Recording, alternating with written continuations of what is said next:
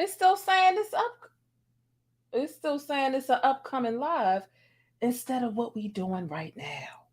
So let's make sure that we are actually live. It looks like we aren't. Okay? Is everyone on the bus? Because from my end, it looks like we ain't here. Is we is or is we ain't?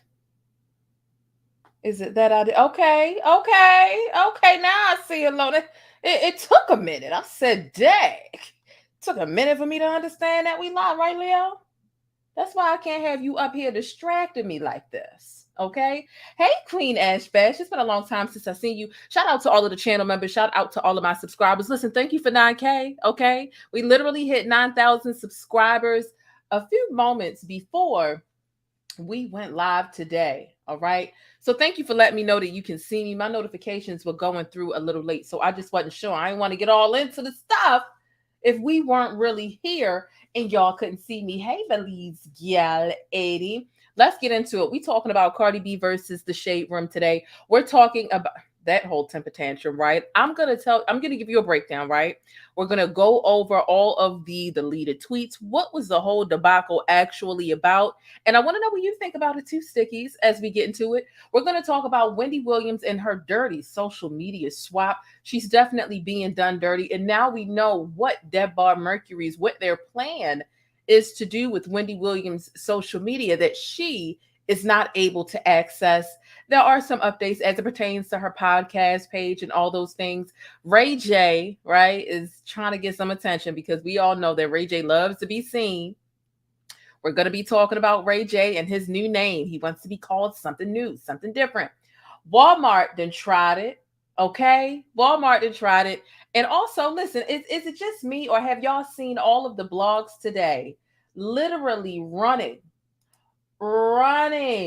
with the fact that R. Kelly is engaged to Joycelyn Savage?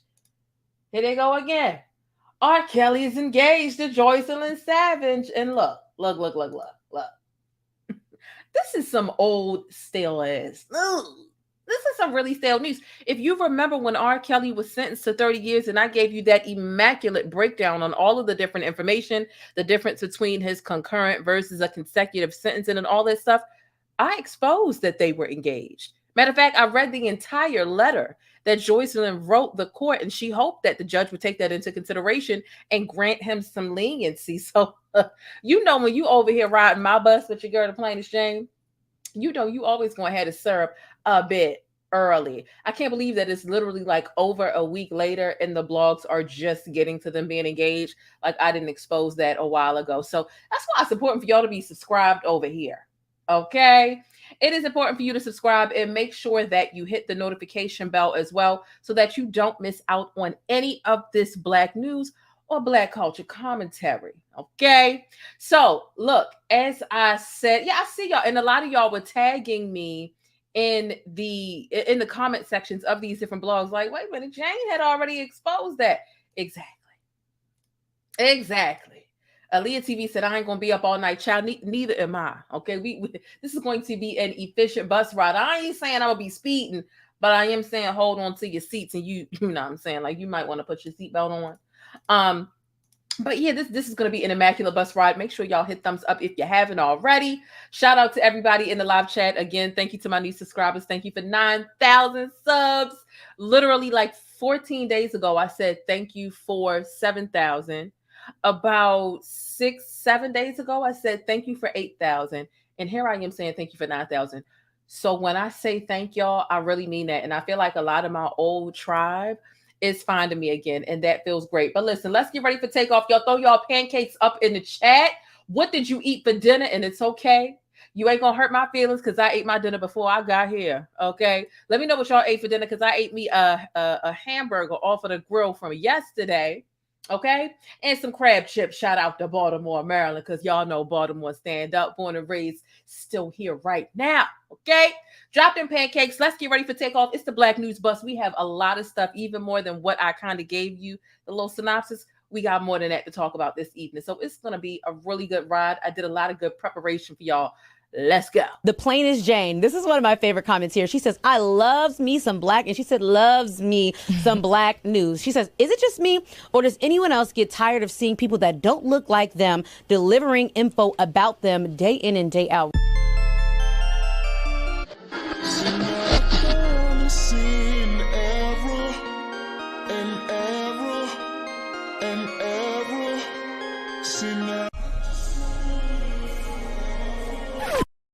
And welcome back. Welcome aboard the Black News Bus, everybody. Thank you for being here with me and allowing me to drive you around social media. Those of you all who are familiar with my channel, you know that the Black News Bus is a social media stroll where we take a peek and we talk about things that are going on inside of the celebrity world, but also what's popping in the real world and real news and headlines that are affecting everyday people like you and me. Black news. And y'all know, as always, I've got to make sure I throw a little dibble, a dabble of Black history in there, because that's just how I rock. Black history is not just confined to February. Every single day is Black history. Okay? So, real quick, I hope that y'all got y'all mental health in check. Make sure you tap into Get Invisible Problems before you be all nosy in the celebrity business and all the controversial stuff.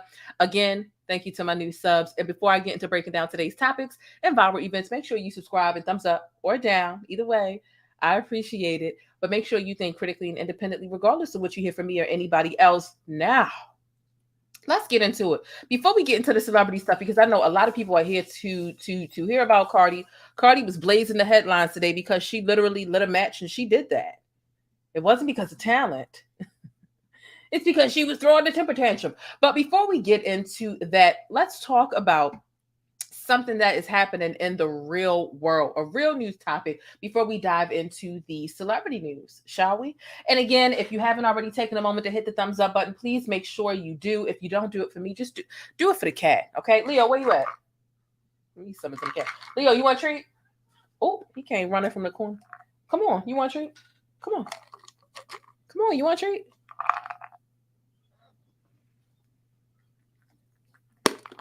You know, I gotta pay my co-host half when we start and the other half when we done, so that he don't call Peter on me and whatnot. Okay, that's it. That's it. So you can go head up. You can go over here, okay, or you can go on top the chair where you usually go. Just calm down a little bit. All right. Let's get into what we need to talk about. Shout out to all of y'all in the chat. First things first. Have y'all heard about this whole birthing parent situation, right?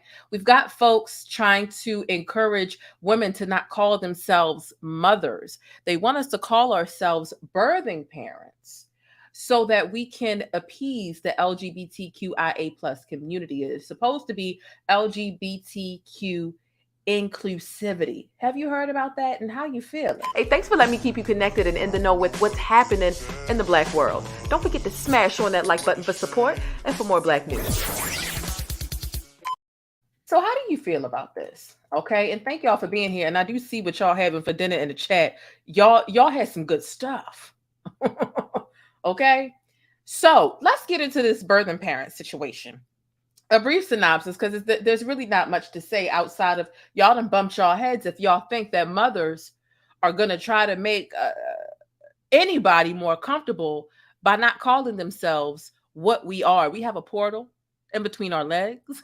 We go through this ridiculous time of the month every month that we wish we could give to some of the people who want to be women, who weren't assigned women at birth. We wish that we could give y'all Mother Nature. We wish we could throw it at you, because honestly, you can have it. You can have it. But I digress. Let's get into the information. Okay. Okay. The National Education Association has proposed changing the word mother to birthing parent to be more inclusive to the LGBT community. Now, according to the Daily Mail, the NEA's resolutions called new business items, they said that they represent the teachers' union's opinions and beliefs. Many resolutions were voted by the Representative Assembly, comprised of 6,000 educators in Chicago as well as virtually. Now, the resolution on the language change was not brought into vote, but that still didn't stop the slot of people from voicing their opinions online.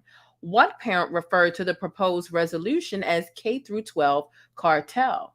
They say, quote, using this contract language, members need not worry about how a board of education or solicitor defines, quote, maternity leave, mother, and or father. The language is an inclusive reflection of how LGBTQIA plus members build families, end quote. The proposed resolution stated the following. They're also they don't want you to call maternity leave. They want you to call it parental leave.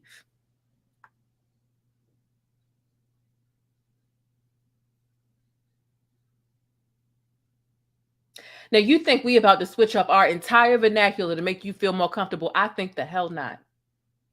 How about whatever your pronoun is, however you want to identify, if you want to call yourself maybe a trans mom or this mom or that, you do the work to put that extra pronoun in front of whatever. If you want to be called a birthing parent, then call yourself that. But I'll be damned. Listen, I work too hard to be a woman. And when I say I work too hard, I deal with what womanhood comes with. It comes with the uterus. It comes with cramps. At some point later on in life, it's going to come with hot flashes. I'm not looking forward to it. And I'll be damned if I endure all of those things, including child labor, to make somebody else feel more comfortable, because we live in this woke day and age. That's why I don't bang with the word woke. I just got finished customizing some merchandise, which I'm so excited, and I won't say too much about. And a lot of people have been bugging me to like get merchandise. So I will be getting my test piece of merchandise before I can sell it to you all.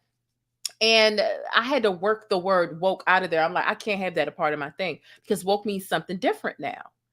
And a lot of times when you see things like this, it'll say woke this or woke that, or trying to, again, you can see it right here in the headline. Woke National Education Association looks to change mother. Woke don't just mean that you got on your dashiki hat and that you understand what the black situations and fight the power and blackity black, y'all. That's not what it means anymore. And I'll be damned. I'll be damned. And this is what we talk about when we talk about the erasure of women. And I know some people that even like to maybe pretend to be, down with what I do. There's no such thing as the erasure of you because they're getting terms and that. No, we're not talking about actually using a Ticonderoga eraser, right? On the back of a number 2 pencil. Stop playing semantic games with me. We're talking about natural born women having to fight, assigned women at birth, right? Cis women, biological. There's so many different ways you can say it. And each way you say it, there's somebody that's going to get offended by it. We're talking about us having to fight for basic rights. You got certain hospitals and medical facilities who are encouraging you, right? And they don't want you to use the term mother anymore. I'm not doing it. I'm not doing it.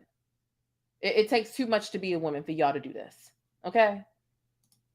It doesn't matter how I say it. Trust and believe that somebody's going to get offended. So, maybe you should be saying it this way. We got to tiptoe around talking about our own womanhood. Make that make sense for me. Make that make sense for me. If you haven't already shared this video on your social media, please feel free to do so. Share it in your group chat. Share it via text message or wherever it is that you and your homies or your homegirls share videos, because this is definitely going to be one of them streams where I'm letting loose. So per usual, pay your fare for free. Hit the thumbs up button. You ain't got to pay money to donate to the channel. However, thank you, Tracy, for the super chat.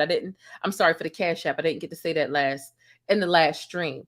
But keep in mind, if you send a Cash App or a super chat, they are not required, but they are appreciated, because this might be one of them streams that YouTube is like, nah, we not giving you money on this one because you got a little bit too real. And that's cool. That's cool. I'll be damned if I come up here and censor myself for the sake of, helping YouTube lend to their Disney Plus-esque platform that they are attempting to have over here, right? So I just wanted to know how y'all felt about this whole birthing parent situation. It's just too much. It's too much.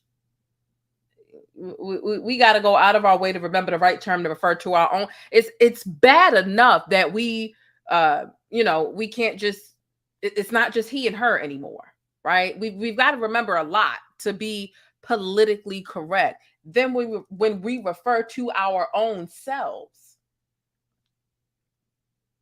we got to tiptoe around that too. I think the fuck not. I think the hell not. Okay.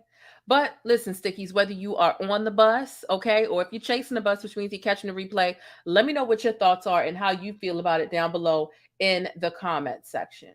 Okay. I know it's some women, they really have an issue. They're like, I'm not saying sis, I'm not saying this because I'm a woman. And I totally get that. I totally get that. You know, me being I try to be fair. I try to go the extra mile because you know how easy it is to get labeled homophobic or transphobic or any sort of phobic. It's so easy. So I try to take a couple of extra precautions just to let people know.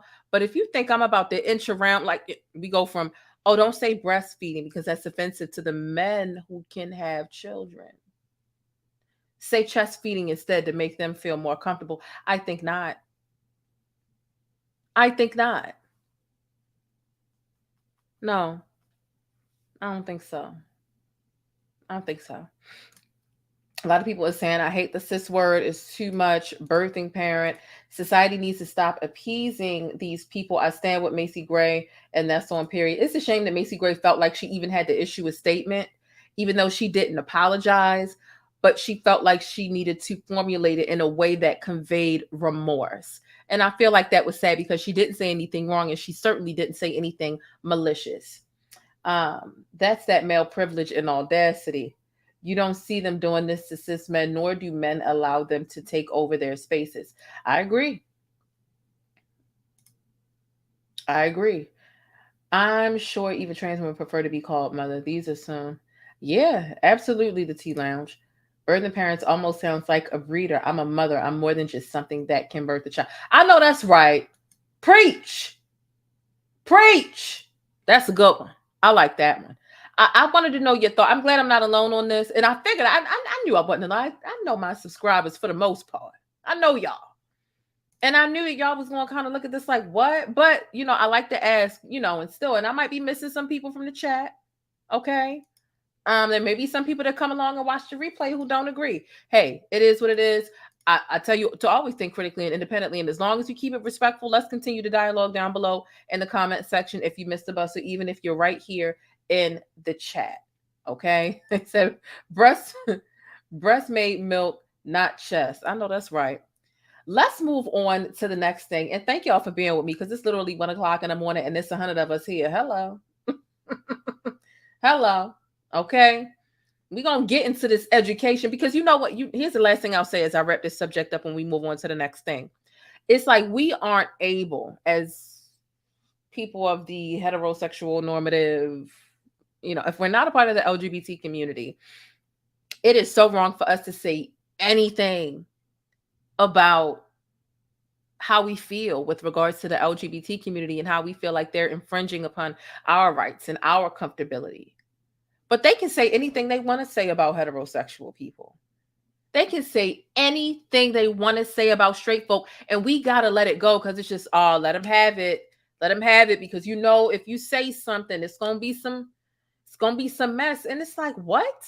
They sit there and they dog straight people. And they don't even try to inch around it. You see, we end up trying to talk about, the LGBT community, and we take this time and we like, but am I saying the right thing? Or we put so much thought and attempt to be courteous as possible, even though we gonna make some mistakes because it's just too much to remember. You even got people who are part of the community who can't even keep up with all of the different classifications.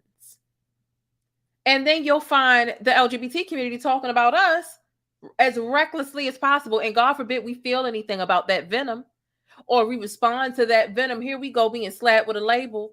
And they trying to take everything away from you that you didn't ever work for. Where do you work? Where do you this? Where do you that? Hope you like.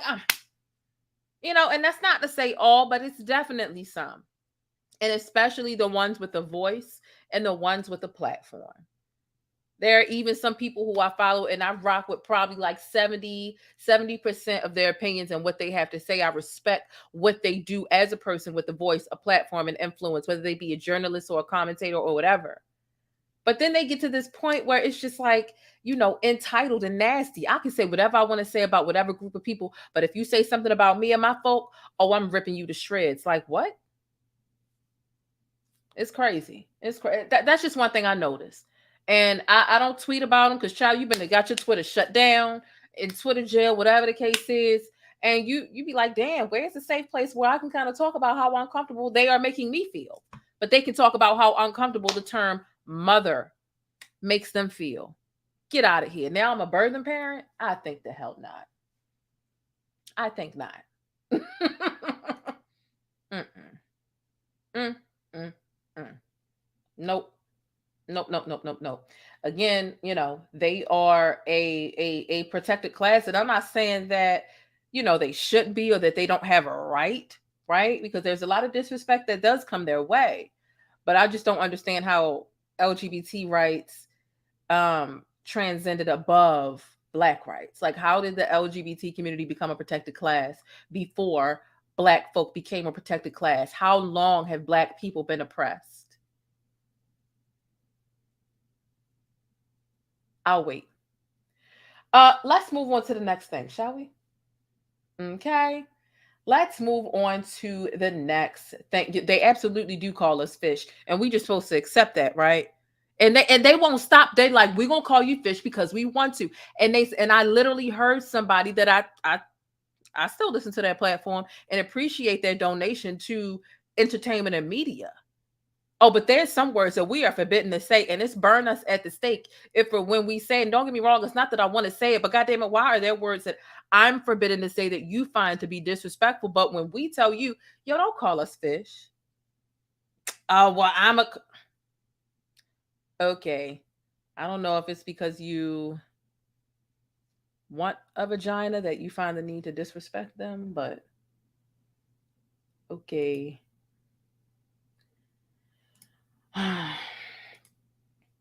Okay. But hey, it is what it is. That's definitely very controversial. I didn't think I was gonna start the video coming out swinging like that, but look, it is what it is. Let me know what y'all think about it down below in the chat. There are a lot of people who are tired of it. I'm definitely one of them. I don't vocalize it a lot, but y'all, they're gonna learn today. Education, special education, psychiatric medication, juvenile incarceration, emotional frustration, and premature extermination. Let's move on to the next subject, child. Let's move on to the next subject. Why not?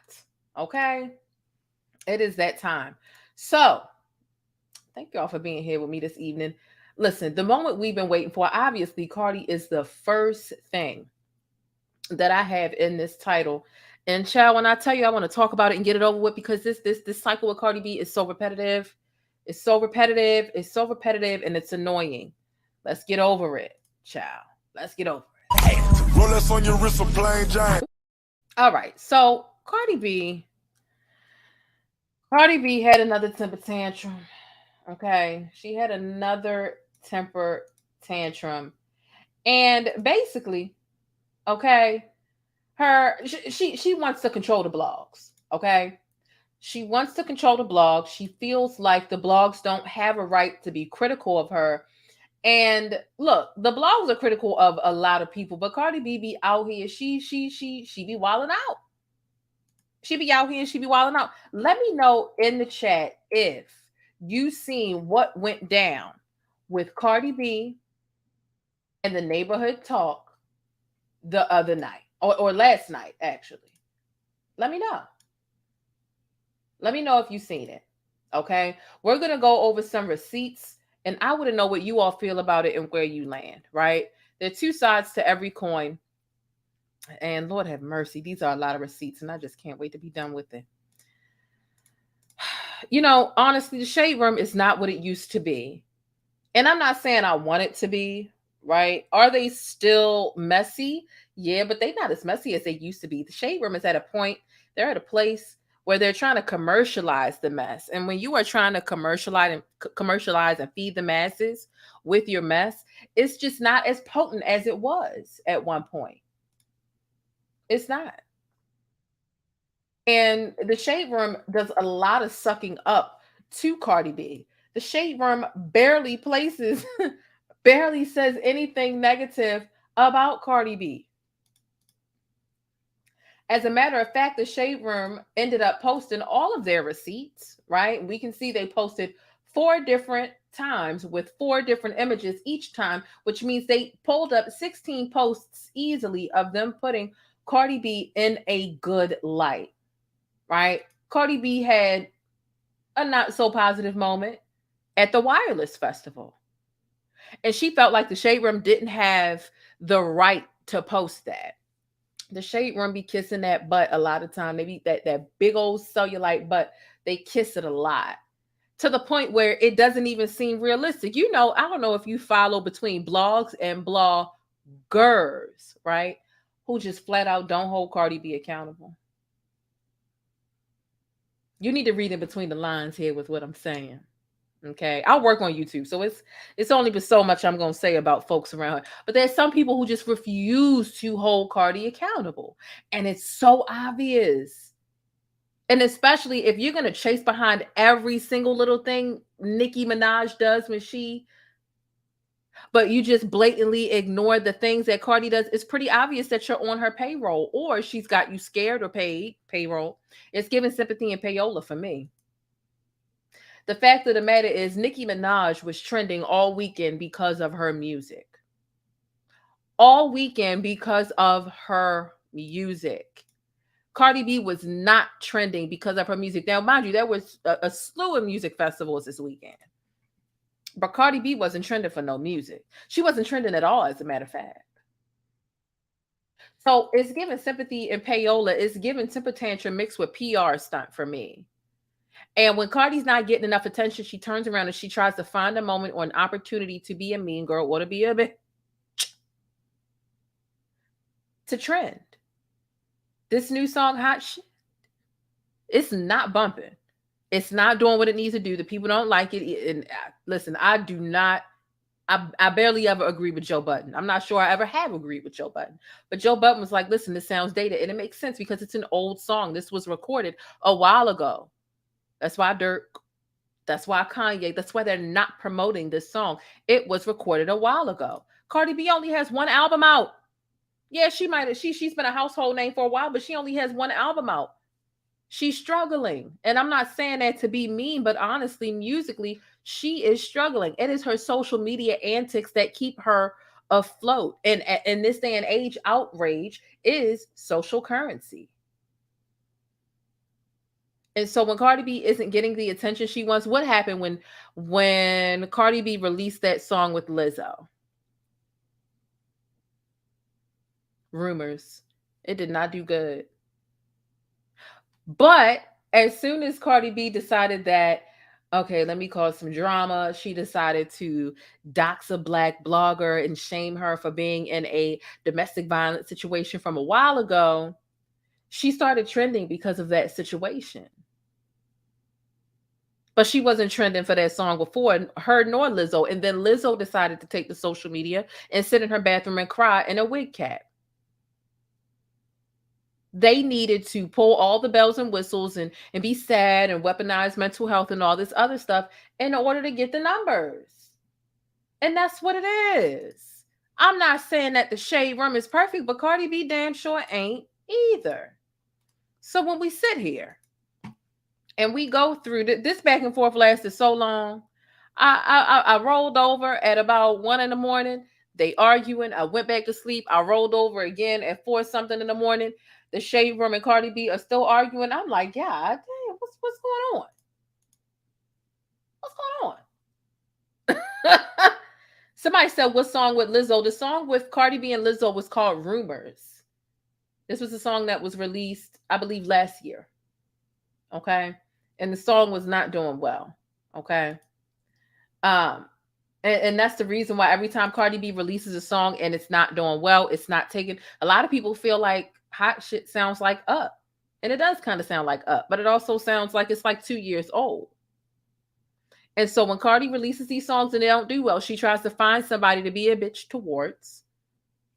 And boom, that's where she gets her. I'm gonna get in the trend. I'm gonna get him the. It's simple. Meanwhile, Nicki Minaj was actually trending because of music, because of talent. So apparently the Shade Room posted a video, and obviously I'm not going to show it, right? I'm not even going to show a screenshot of it. But they did post a really cute video, right, of Cardi B's baby Culture. Had her little money stacks hanging out the window and stuff. And it was like, okay, look at baby Culture. Apparently Cardi B said, listen, take my child off your page. And they get into this back and forth. Well, basically in the midst of this back and forth between the Shade Room and Cardi B, the Shade Room ends up saying, listen, we spoke on the phone because we had an issue before. And you said we don't post enough family content.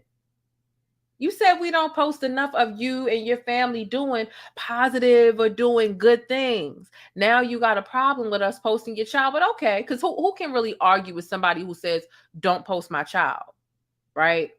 But it's the way that this situation really unfolded that really is the issue, because it was about more than posting the child. It was about Cardi B hitting somebody upside the head with a microphone and ripping her wig off this weekend at one of these music festivals. And she felt like those videos, those moments didn't place her in the best light, or they set her up to be dragged. It doesn't matter what. Nobody can control their audience. Nobody can control or keep a comment section from dragging somebody, especially as, do I want to use the word rambunctious, or is that too harsh? Nobody can control the comments of their platform. Hell, I mean, I covered Everett Jackson, God rest his soul, and there are people leaving rude comments about him. All I can do is turn around and try to delete them.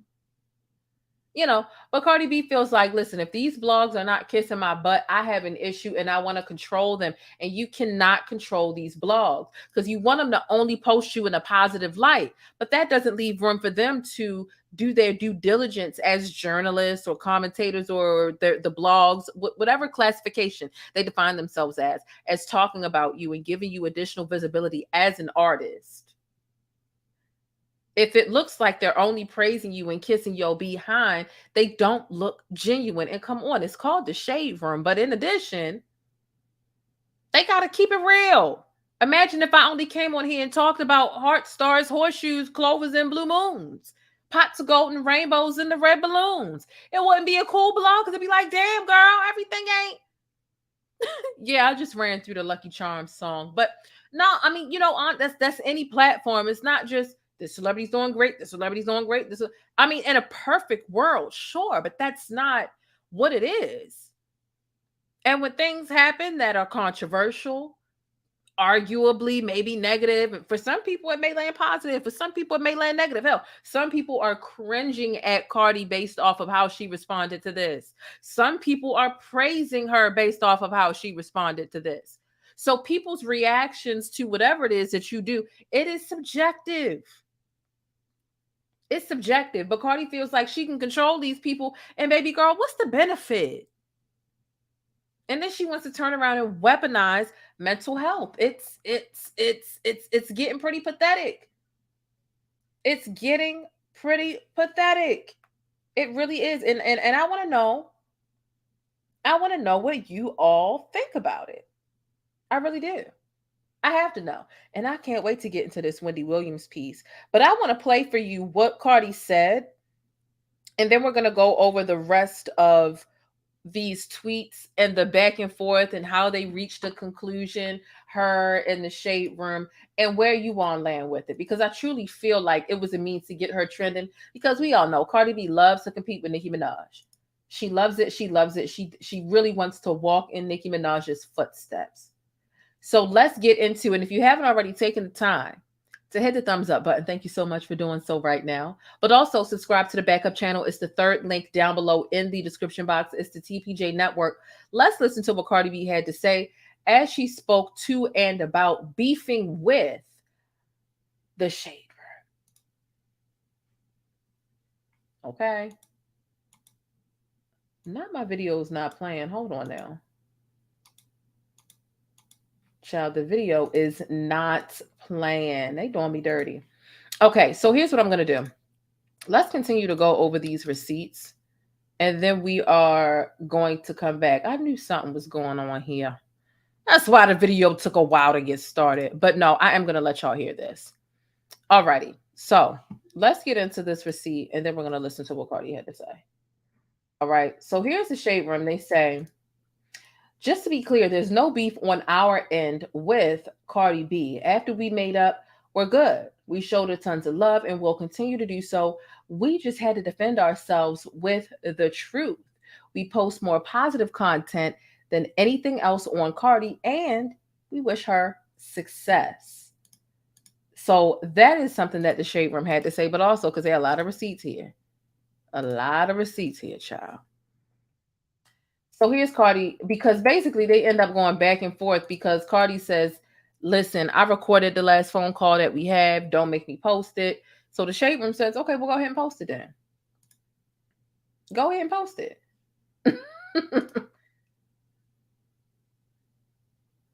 So the shade room says, Cardi, I'm saying it publicly. I won't sue you if you post a recording of our private conversation. Please post a recorded convo. We both know why you want to post it. Cardi says, well, send me the lawyer papers so I can post it, baby. I'm not dumb. Why you can't just admit that you shadow banned me from commenting? Why are you dancing around it? I'm the one posting everything. Then we get into more, because when I tell you this was a debacle back and forth, and it's not like we can just go to both of their pages and see all of the mess, because of course they deleted it all. But so here's the shade room. You said if I give you the lawyer papers, you will post the conversation. I'm delivering you the lawyer's papers tomorrow. Stick to the deal. The shade room says, okay, I'll send the papers first thing tomorrow morning. Don't edit the conversation either. Twitter, you're on notice. After I send Cardi the papers, we'll see if she posts the conversation. Okay. It's a lot going on. Here's another screenshot again of what Cardi had to say about them posting the child on their page. She says, delete my child off your page, the shade room. Thank you. Okay. But in addition to this, we've got more. They finally reach a conclusion, right? Well, you know what? Before we get to the conclusion, let's go over these screenshots, right? So here we go. The shade room says, Cardi B, what's the number of your lawyer that you use in your defamation case? Because we trying to see something. Is this some of the only negative content that you're referring to? Because basically, Cardi B is like, y'all only post negative things about me. And again, the shade room ends up posting 16 different posts of positivity. Cardi was yet to pull up a plethora of negative things that the shade room said about her. Okay. And so Cardi says, in response, well, the shade room says, you don't own our site, nor do you get to control our coverage. If your old self is posting pics of our Black female CEO calling her fat and ugly, feel free to do so. Just make sure you use an updated picture. Cardi says, I'm not on that type of time. Actually, I spoke to Angie 4 months ago on the phone for an hour. So where's all this energy from? I don't control nothing, but don't block me from commenting on your page and then you posting funny stuff. So someone says to Cardi, let's not forget they didn't post a single thing about the music video or the snippet, but they posted the live of you upset talking about the music video and your team trying to paint a narrative of you being something, right? Like that's cut off. And again, it just seems like Cardi is in this situation where she feels like, well, every time something positive happens, you need to post that of me. You can't get mad at people not like posting a flop song. Again, I really feel like the shade room literally kisses your butt all the time. I really do. That's how it seems. That's very much what it's giving. But like that's not enough for you. Cardi says, or maybe this weekend with the performances, but they're quick to post me getting into a dark scuffle. At this point, I'm tired of being gaslighted or seem like I'm emotional, but I guess. I mean, Cardi, but for you to expect urban blogs not to post you bopping somebody upside the head with a microphone, not to mention a lot of people were on your side with that. A lot of people, because they felt like, why was somebody trying to snatch the microphone out of your hand anyway? So for you to think, with you being an urban artist, it's not like you are like ideal for PerezHilton.com. For you being an urban artist, okay, and for you to think that they're not going to post you getting into a scuffle is unreasonable. And the Shade Room is not a place where they only post negative bull crap about you. That's not what happens, and I can honestly say that. So the Shade Room says, what y'all don't understand is we have to get permission from owners to post videos to our page. No permission, no post. We show Cardi B tons of love, but because we couldn't get permission for some of the positive wireless festival stuff, she has an issue. So here's Cardi. Wait, how can you say that? When have you ever asked me to post anything about me? And if that's true, you got my publicist number. Why not ask her or ask me on DM? Like these arguments are so stupid. The gaslighting is insane. Cardi B's favorite word is gaslighting, child. And to be quite frank, it's annoying. It's annoying because anytime somebody tries to hold Cardi B accountable or they're trying to have a reasonable conversation with her, here she is trying to say, you're gaslighting me. No, there's nothing like a professional victim that loves to use the term gaslight all the time. Ain't fun to be blonde. And shout out to all my mods who are here in the chat. Thank you so much for working so hard and diligently. And again, here are all of the posts that the Shade Room was able to post and prove that they do post positive things about Cardi B. So make it make sense. Make it make sense. Cardi B is a spoiled brat. She throws temper tantrums.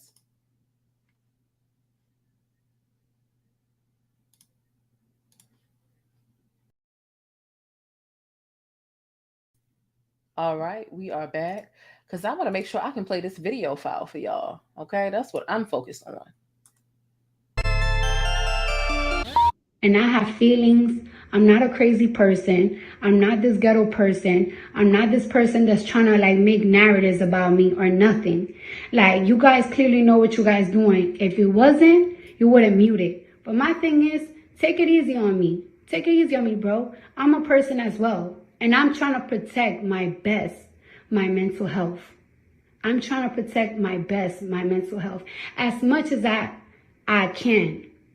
And I really just, I don't know, it's too much. I would have replied to you guys. We could have had this conversation on DM, but clearly you guys are ignoring me. So now we have to, I guess, clearly you guys have me muted from commenting on your page. That's why when I comment, nobody could see my comment. And I actually have screenshots of it. And that's why I posted it. So now you guys want to gaslight me. If you guys are not doing shady shit on purpose, why mute me from commenting? And then you guys post certain things positive about me, so y'all could continuously post negative things about me that you don't do to other artists.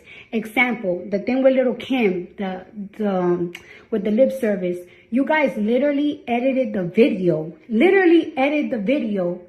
and posted things that sounded kind of funny so people could drag me.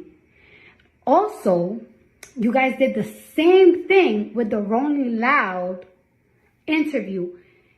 That Rolling Loud interview, my response was a minute long, and you guys only took 10 seconds out of it. That clearly. Rolex on your wrist, a plain giant. So it's you, right? Cardi B feels like, it seems like Cardi B feels like she knows what it takes to run a blog. And if Cardi B truly wants the coverage that she wants, why not make your own blog? It's you telling people the length of the clips that they can post and how they can post them and what the frequency in which they can post these clips. Cardi, it doesn't make any sense.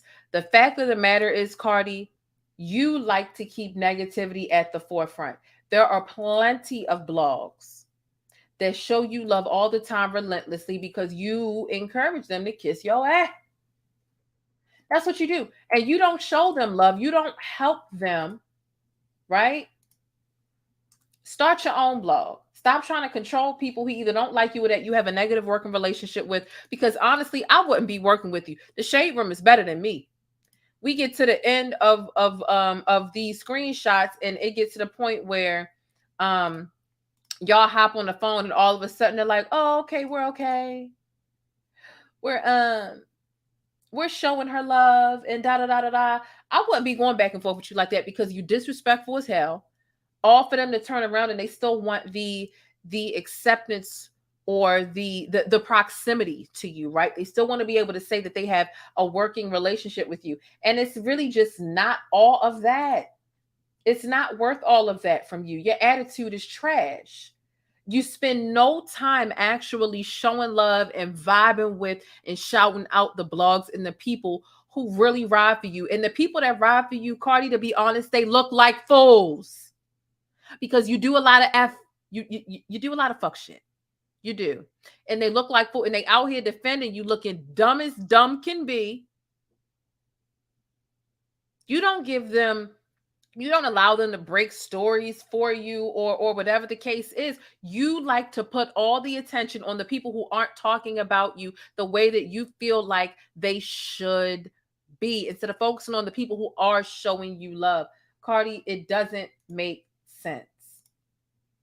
It doesn't make sense.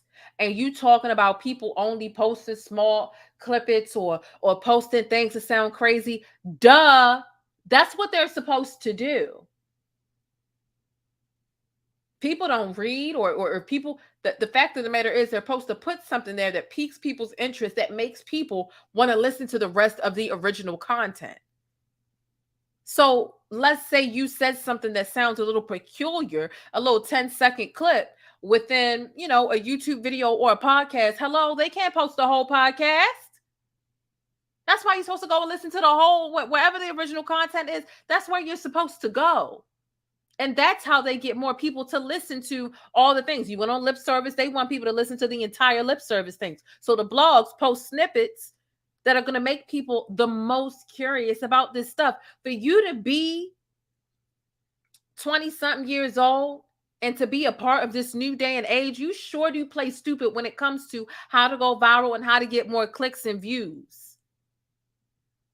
Because when you want to post something that's sexually suggestive, but that's not really the actual context, you do it to sell your things and you go on about your business. But for some reason, when these blogs do it and you feeling sensitive, but you still a thug, let's not forget you're a gang member. Like, you are a gang member, and you turn around and you weaponize mental health every time you have an issue with the blog. God damn it, you got the neighborhood talk scared to talk about this mess. I'm looking on the neighborhood talk trying to get the neighborhood talk, ain't say a word about it. You know why? Because you got Kyle fired from the Shade Room for talking about you. And so the Kyle went and made his own blog, the neighborhood talk, and you've even gotten into it with him a couple times. Cardi, you know what? It's old. You do not show the people who show you positive love. You do not show them appreciation. You don't. The fact of the matter is you want these blogs to scratch your back. When people are scratching one another's back, it's you scratch my back, I scratch yours. But you want these blogs to bend over backwards and scratch your back every day. And what are you doing to scratch theirs? Take it to the internet to handle things on Twitter because you didn't get a response on the Instagram DMs in 17 minutes on your Kanye shit. It's not cool. You're not even that decorated as a musician. All you do is wild out for attention, and it's pretty crazy. These blogs, they kiss your ass a lot, and that's still not enough for you, and you still go out here and you make these issues, and now, you know what I'm saying, like the blogs turn around, we're good.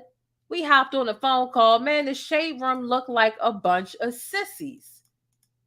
We're good. No, they should have told you about yourself. But see, you like to fearmonger people and go through all these things, and then you get to court and you push back all these dates. It's crazy. Here go Cardi. You know what? Let's handle this like adults, Angie. Let's get on the phone. Here go the Shade Room. I agree. Let's hop on a call. And then here go the Shade Room in addition to this. Because like I said, I woke up at 4 o'clock in the morning and y'all was still going back and forth. You can see the daggone thing on my phone. 5 o'clock in the morning. To our roommates, our supporters, we promise to never subject you to this kind of behavior again. We appreciate your constant support of our platform, and we would be nothing without our 36 million roommates and counting, onwards and upwards. And we were able to come to a resolution. We're putting the issue to rest and we're moving on. Cardi, we wish you the best and continued success. We're glad that we found a way to move forward peacefully, and that what happened earlier was bad, but it ended good. Girl, bye. There's no way I'm going to let somebody, because at this point, this is not an isolated incident with Cardi. I'm big on this. It's one thing for somebody to have a moment where they spaz out and they make a mistake, or they do something where it's like, whoa, that's not within your character. But it's another thing when it's not an isolated incident and it is a pattern. This is how Cardi talks and treats the blogs when she feels like they are not calling her a popcorn princess every day. And I be damned. Yeah, she absolutely went into Karen mode. I said that last night. It's definitely Karen behavior. Hello, you posted me getting into a scuffle. Da da da. They already have diluted themselves and taken away their own credibility. and again, not to mention, last night I took this screenshot right here, and I can't wait to move on from this subject because I'm tired of talking about it already. It's repetitive. This is a screenshot from last night. Nicki Minaj was trending, right? Because of music, though. Because of music talent, she looked great. The Wireless Festival, she did amazing. Her fans were going crazy. Cardi was not trending based off of her performances over this weekend until she did what she did with the Shade Room, right? And this was last night. Wake up this morning, get to work. Nicki Minaj is literally still trending because of music. Okay, because of music. And this was early. This was what, 9:34 this morning. Nicki is still trending because of her talent, because of her career. And here's Cardi B in her temper tantrum, trying to play catch up to Nicki Minaj. It's crazy. I don't have time for staying wars, right? But, you know, it's clear that Cardi is pretty insecure about where she does and does not stand when it comes to the trajectory of her career. It's pretty obvious. It is, in my opinion. But hey, I want to know what you think about it. If she hates the blog, she should start her own or support the ones that kiss her butt all the time. And it does get really sickening, her weaponizing mental health. You know, and to be honest, every time she gets into it with a blog on social media, or she feels like they're saying something that she doesn't like, right? As if every publication, and mind you, it's only Black ones, right? What is she really doing to take care of her mental health, right? Because if social media is that crippling to your mental health, you've got to begin to do some things to make sure that you maintain it, right? But anytime something doesn't go her well, here she is, oh, my mental health. And, you know, when people bring up mental health, and especially with Cardi's tactic, it is to disarm people from being critical of her, or disarm people from running their business as a blog. That's just what it is. And that's what Cardi does, and it's pretty old. Okay? It's just too much. It's too much. I'm moving on because, child, when let me go on a Bush and Week real quick, because when I tell you I'm so sick of Cardi, every 2.5 business weeks like clockwork, we can expect something like this, and her to be fussing at a publication because they didn't get the angle she wanted them to get. Girl, bye. What other celebrity does this? Damn, she get online and cry more than Tyrese. How is that even possible? Are you not embarrassed? This is embarrassing. Again? Again. Again? It's embarrassing. You gotta chill, man. It was gone. Let me just go in the bush and weep. Let me just go in the bush and weep. I just have to go in the bush and weep. Really.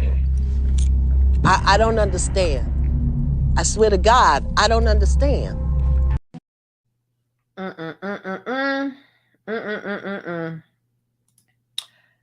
No, sir. Let's move on to the next thing. You know what I want to talk about? This is something that makes me sad. It's something that makes me sad. And like I said, there are 135 of us up in here. quarter to 2 o'clock in the morning over here in Baltimore. Make sure you hit the thumbs up button if you haven't already. Okay. Let's get into Wendy Williams. Wendy Williams is being done dirty. We're going to talk about Wendy Williams in this dirty social media swap. I can't believe it, right? Remember, we found out not too long ago that Wendy Williams had her social media. They seemed to disappear offline, right? Some people speculated and said it was deleted. Some people speculated and said it was hidden / privated. Here's what's being reported now is that Wendy Williams' social media, specifically her Instagram and Facebook pages, they are going to be rebranded and given to Sherri Shepherd. I don't even know how Sherri Shepherd could sit there. Excuse me, I just cracked my neck. I don't even know how Sherri could sit there and take someone else's dormant followers, knowing that most of them despise her. Can you tell me how many Wendy fans really bump with Sherri? Don't worry, I'll wait. You know, this is really sad that they have denied her access to what was her own social media, right? Arguably. So Wendy Williams, right? Her people, they asked to have her Twitter and Instagram page back, but she was told no. She stated that her own Instagram account only has 89,000 followers, but at the Wendy Williams show's Instagram account had over 1 million followers. How dare they give that to Sherri Shepherd? How dare they? How dare they do that? I was flabbergasted when I saw that, right? And so they said this about the Twitter and the Instagram, and excuse me, because in the beginning I said Instagram and Facebook. It's Twitter and Instagram, right? Now I'm wondering what's going to be done with that YouTube channel. If they're doing this to Wendy Williams, Instagram, and her Twitter, what are they going to do with the YouTube? Are they going to give that to Sherri too? Because, baby, that ain't it. That ain't cool. Y'all are setting Sherri up to be dragged. And I mean something serious. You know, Debmar Mercury, I don't even know what to think. I don't even know what to think. They are definitely doing her dirty. Not to mention, Norman has something to say, and I was more so worried about his body language rather than the words that he spoke. And how do you feel about it, Stickies, down below? I'm looking at Norman's body language earlier when this came up. Okay. A lady 747 says Wendy is tripping. Debmar Mercury wants Wendy to fail. Oh, that's absolutely true. Okay. I'm listening to Norman say something earlier today, and I was looking at his body language. And something about it was just kind of, and don't get me wrong, like I love me some Norman. He did his best to try to hold Wendy up when she, was having some moments. He was definitely her backbone / right hand man, right? But let's get into what he had to say and tell me what you get from this. And I have feelings. I'm not a crazy person. Not this. That ain't what we talking about, child. And I have feelings. And child, see, Cardi B won't leave me alone. She said, I'm gonna haunt you. If you don't like what I had to say, if you don't like what I did, then I'm gonna haunt you for real. Okay? Let me see. How do you feel when people say they hated the way the producers, and obviously you're a producer, so they all group you into that too, but a lot of people hated the way the show ended and they felt like she did not get the tribute she deserved. Did you guys reach out to her to do a video or to do anything to sort of like honor her? Honestly, that's above me. It's above me now. But I actually don't know what the process was, or I don't know anything about it, honestly. But there were internal talks about, like, between us, like, what are we going to do? How are we going to do it? But those are decisions that are made above us.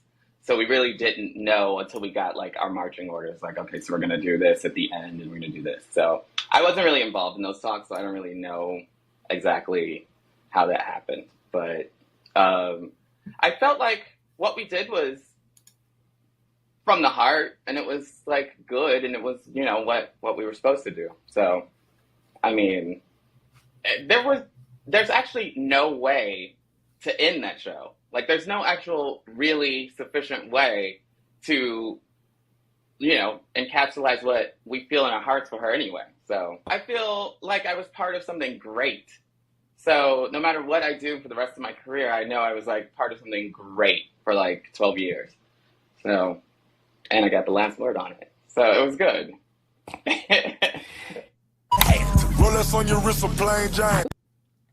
So yeah, you know, when you say it's above me now, like we know that context as Black people. You know, I feel like unseasoned folk may not understand, or they may think that, you know, when you're friends with somebody, right?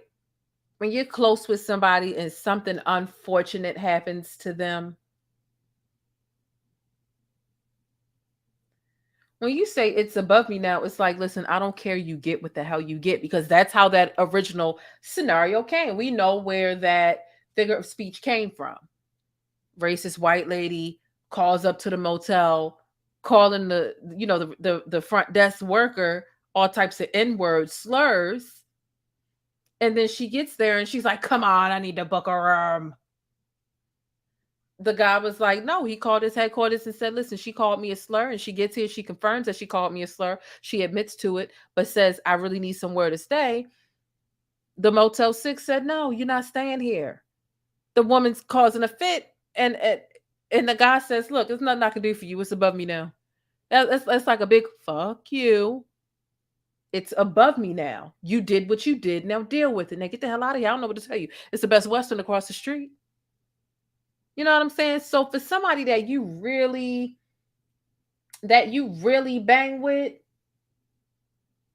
for you to say it's above me now, instead of I wouldn't have wanted it to end that way, or yeah, it's above me now was just insensitive. And I understand that he's still trying to maintain his job. He will probably be a producer / showrunner for Sherry or whoever else. But that is above me now. And the body language, it was given very much dismissive. It was given dismissive. That's what it was given. And I just felt like Norman. Norman,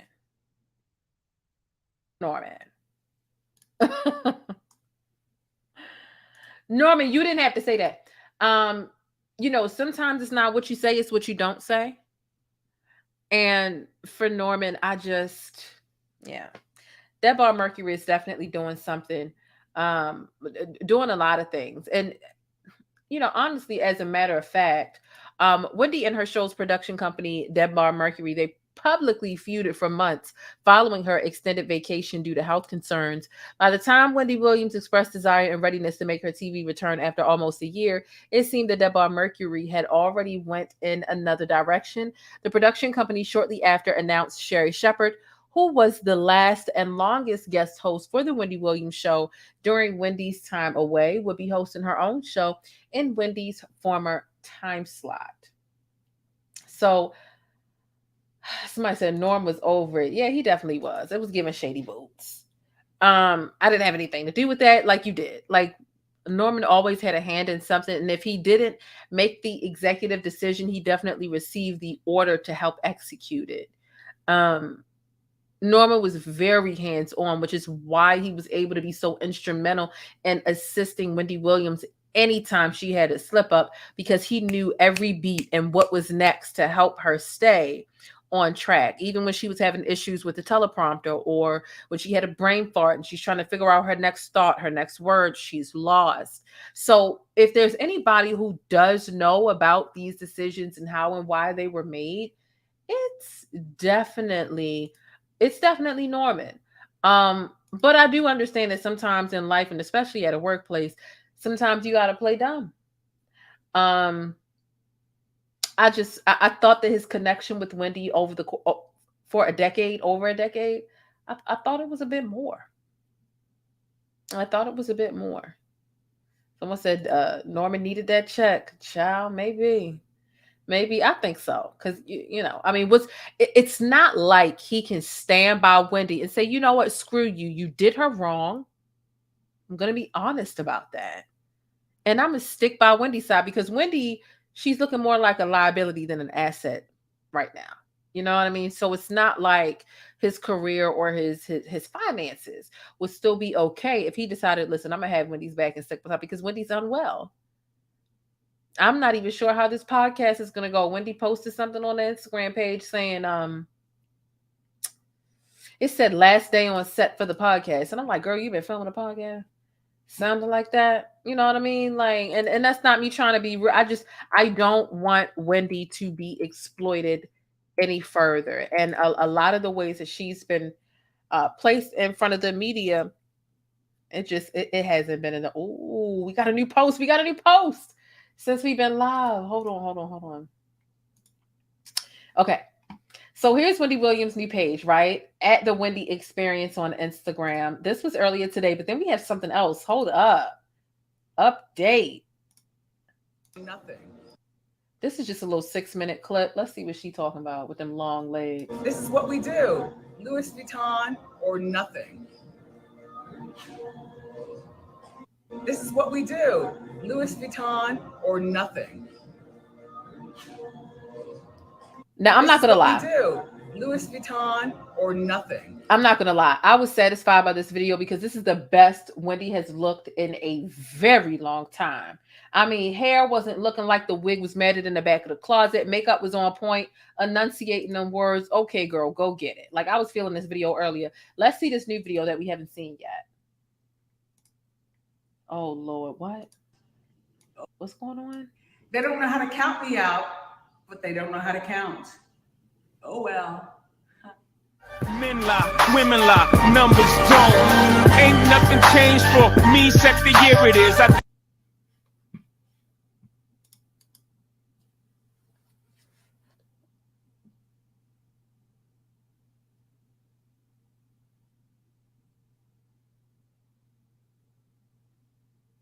We don't know how to count. It's not that we counted you out. We want you to get well, but now you're accusing us of not knowing how to count.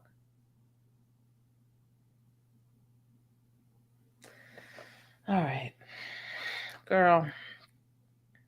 Let me make sure I heard you right. Good girl. Did you?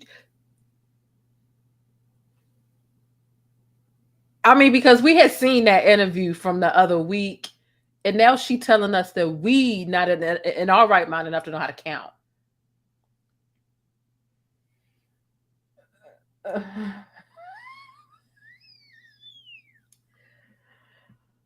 Oh, right.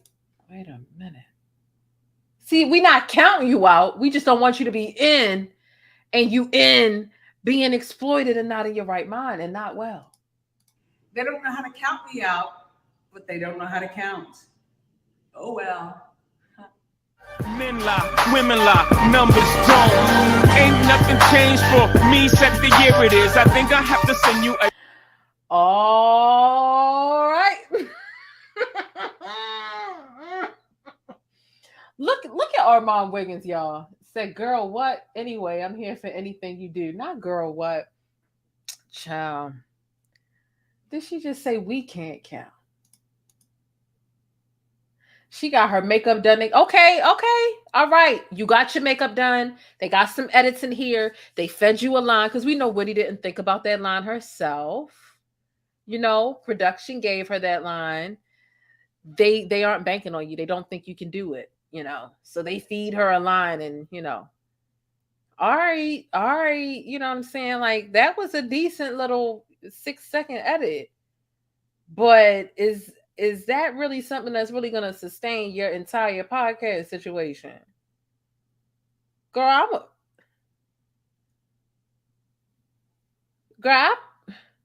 I know how to count. Okay? We talking about calculus. Okay? Sine, cosine, and tangent. I know she ain't just telling me I can't count because I care.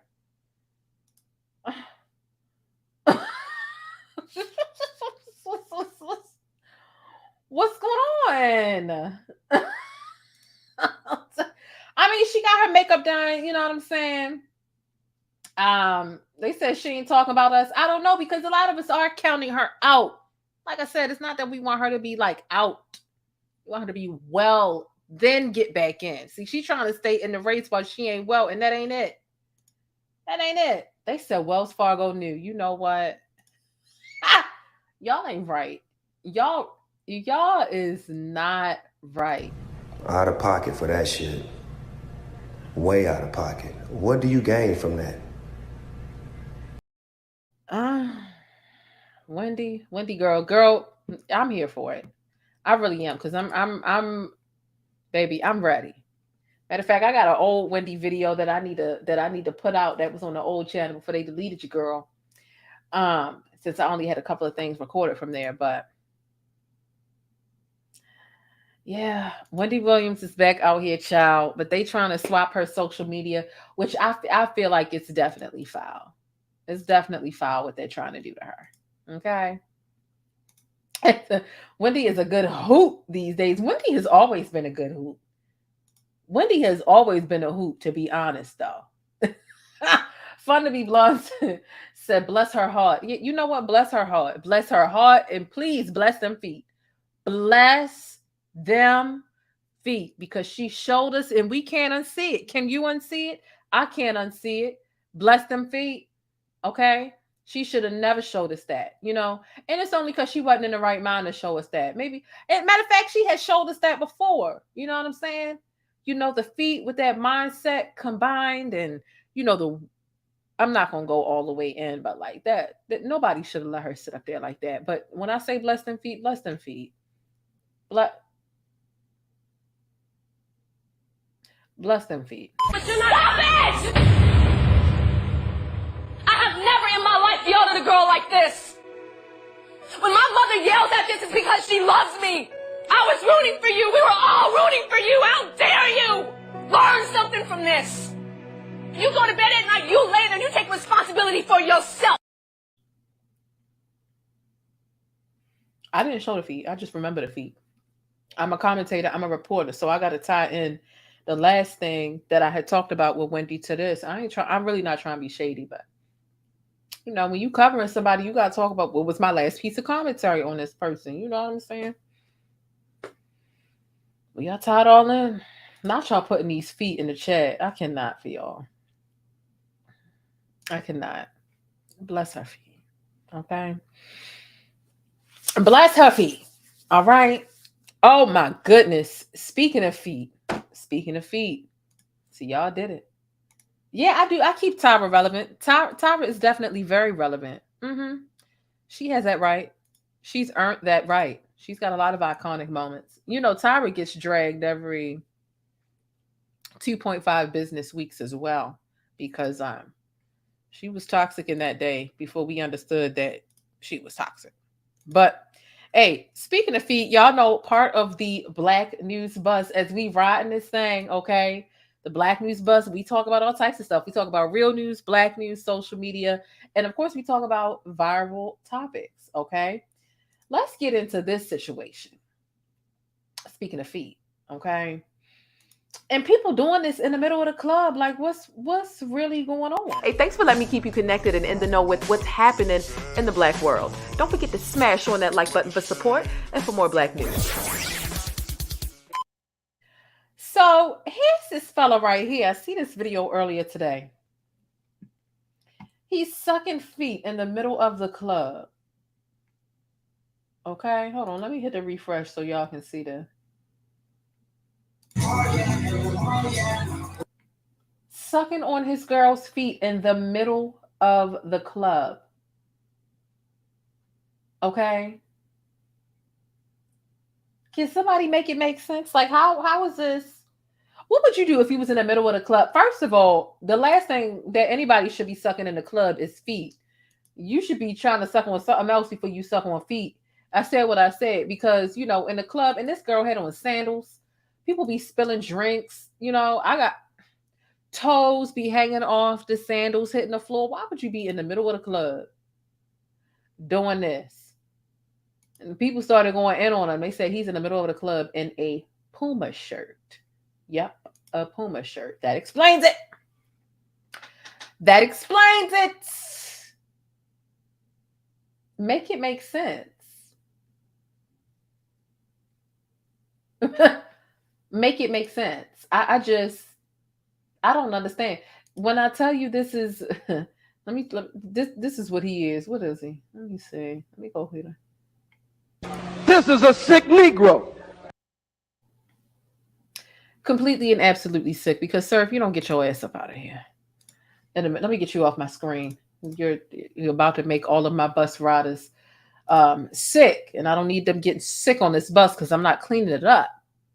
But yeah, just completely and absolutely out of control, uncalled for, unnecessary, all of the above. Okay, I can't. Sometimes our people just be doing too goddamn much. Moving on to the next topic that we need to discuss this evening. Okay, you see, I had Walmart in the title, right? Walmart is back at it again with the culture of vulturism. They said, "Oh, you thought the ice cream and the Juneteenth decorations, you thought that was it? Hold my beer." Walmart said, "Hold my beer." So here is what Walmart got going on. Tell me what you see. I'm gonna just sit here quiet for a second, right? What do you see? Do you see something wrong here? We know that this is Walmart for a fact because it says mainstays on the candles. What's wrong with this picture? Let's play Where's Waldo. What's wrong with this picture?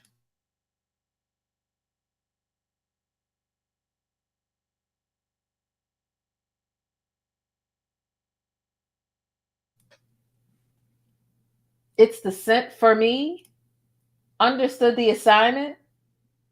The struggle was real. Vibe check.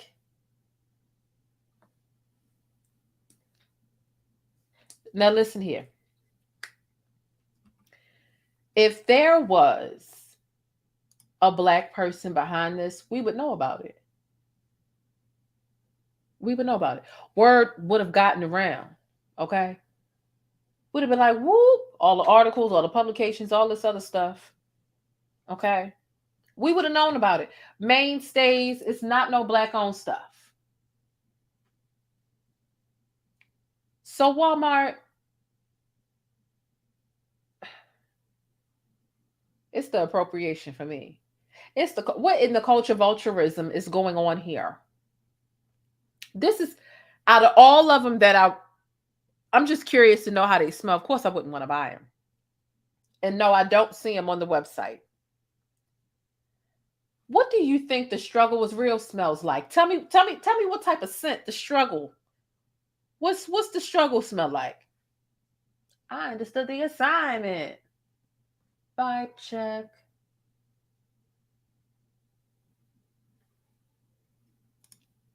They said it's giving colonization.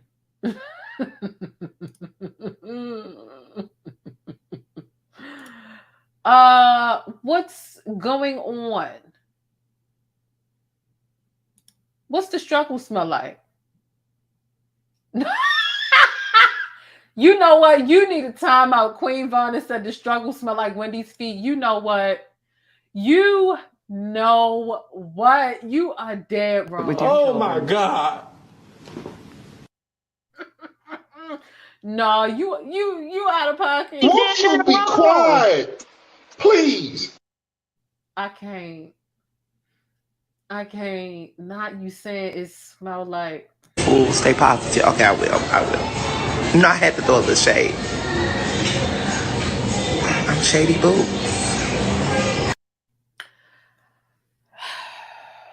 Listen. We start getting not chitlin incense. Look, Kim Kardashian begins to appeal to the white gaze now. Like, that's her whole thing now. Like, she's done with Blackness. She got the kids. She realized she probably not getting Kanye back.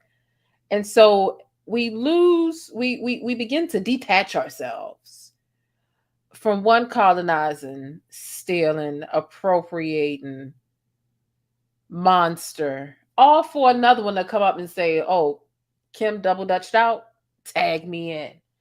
Like, this is crazy.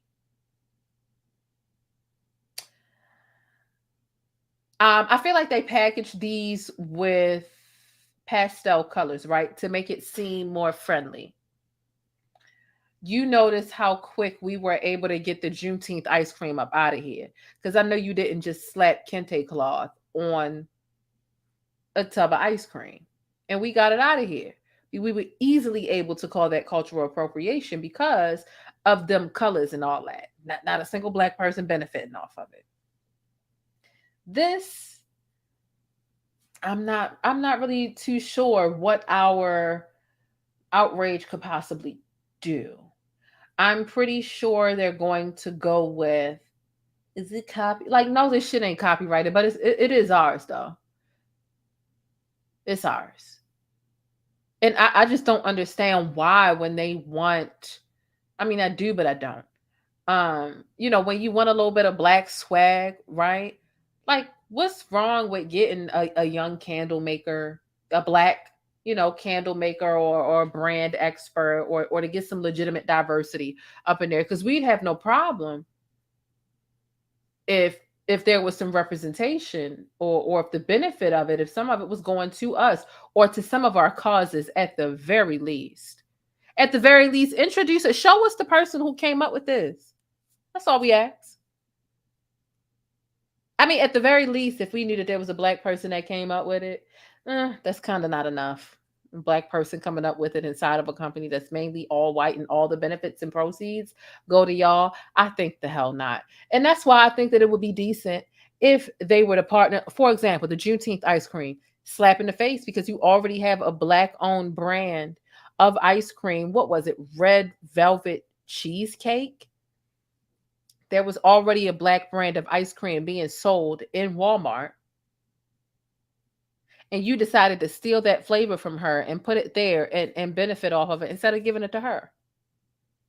So that was able to get off the shelves. I just feel like when y'all want to go with the things that we do, this would be an amazing opportunity for a young up and coming, and not even to just put them in a box, right? To limit them to having to be young.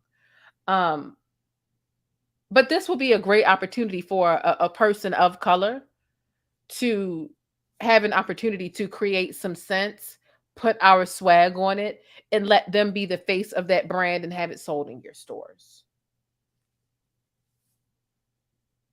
What's wrong with that? Walmart, you're making more than enough money. Don't act like you can't. And honestly, it would do a lot better, because if we were able to put a face to the brand and know that there was a Black person in a partnership with you all, oh baby, it would sell out. But who's buying that? Who's buying this?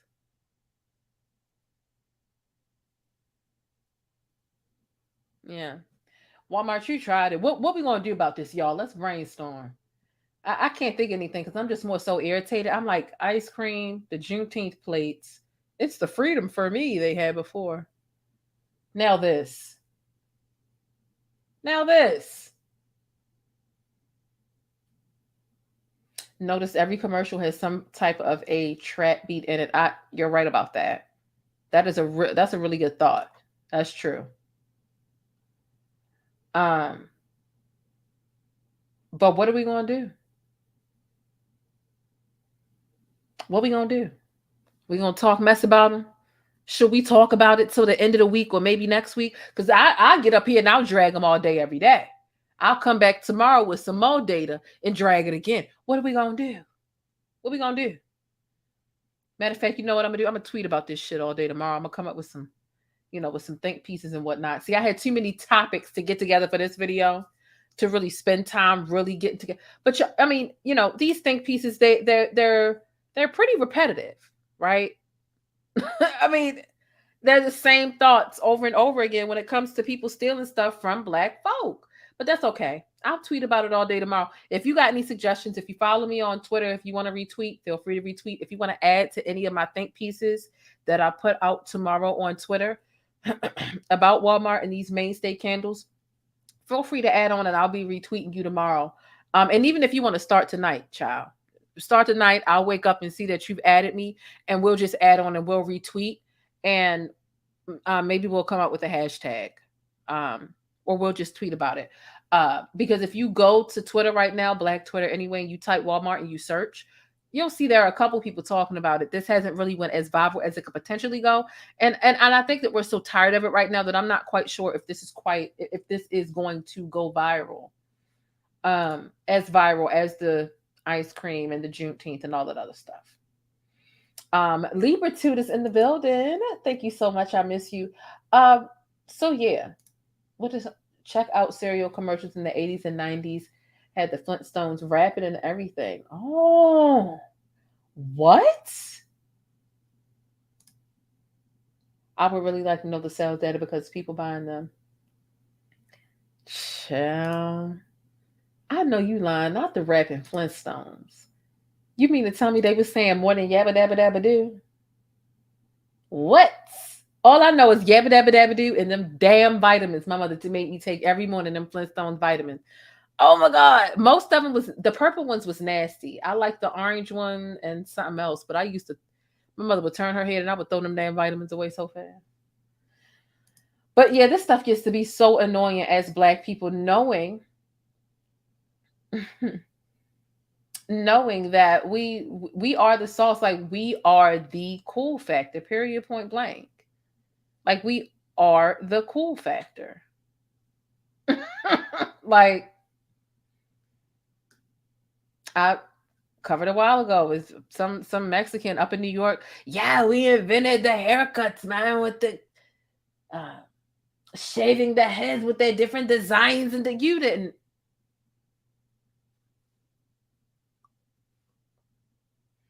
Y'all didn't invent any of this. What are you talking about? What are you talking about?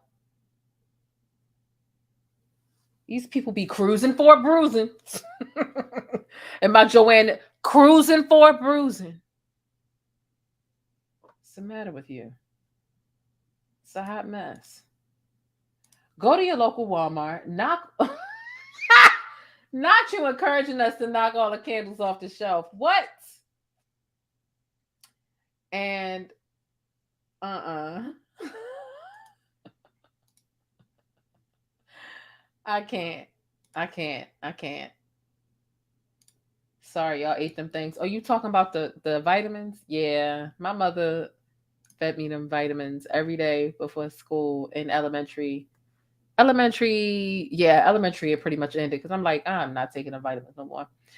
But yeah, this is what's going on with Walmart and the caucasity. This is what we call privileged audacity, right? Because Black folk can have audacity too, but it's not all rooted in privileged or Karenism, right? But when we talk about caucasity, we talk about the white audacity, right? There's some Rachel Dolezal type stuff, you know? The white woman who lied and said she was Black and got micro minis and tight rods and all this other stuff. But I feel Black. But bitch, you're not. Cut it out. Now. Okay? Let's move on. We've got a couple of more things that we need to get into. Black history. Another video that I find to be hilarious. Okay? And let's see what's going on. All right. How do y'all feel when y'all go to the zoo? Do you feel comfortable when you go to the zoo? Do you feel like, oh my God, I love the animals? Or are you feeling like, shit, one of these animals about to act out? I'm watching my back. I'm watching these animals, watching these monkeys and these llamas and these ponies out the side of my eyes because they could try something. How do you feel when you go to the zoo? I ain't gonna lie. I'll be side eyeing everything. I'll be like, ooh, wait a minute. If y'all don't got the flat out glass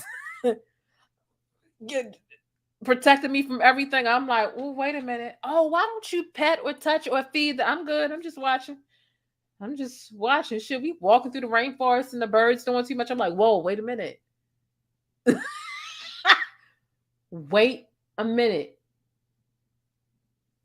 These animals they be unpredictable. Y'all saw that video a while ago, that monkey that got the man. Monkey was in the cage and had the man's leg, to the cage. No, you cannot be trusting these animals like that. No, sir. I love them. You know what I'm saying? I got my little Leo in here somewhere. I got my co-host. But look, these animals, Somebody said I love them. They stink though. Look, I'm about to show y'all this video that had me in tears this morning. Look, I be watching these funny videos sitting at my desk about to get fired, child. Because the way that they make me laugh, they have no business. They have no business making me laugh the way that they make. The way that they make me laugh. Okay, so let's get into this video. This viral video, Black people at the zoo. Okay, I tweeted this today.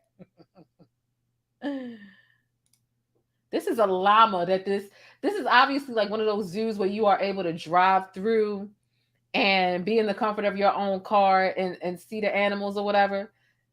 Y'all finger from right there. Y'all so scary, y'all too. Yeah, I'll be scary too. You too, to Roger. You scared? Ew. Mom, what? Yeah, go feed him. Go feed him, Taraji. I can't feed him. Yeah, go over there with your daddy. Go over there with your daddy and feed him. Jadis, don't do this. Your finger from right there. Y'all so scary, y'all too. You too, to Roger. You scared? Ew. Mom, what? Yeah, go feed him. Go feed him, Taraji. I can't feed him. Yeah, go over there with your daddy. Go over there with your daddy and feed him. Jadis, don't do this. Your finger from right there. Y'all so scary, y'all too. Wait, all of the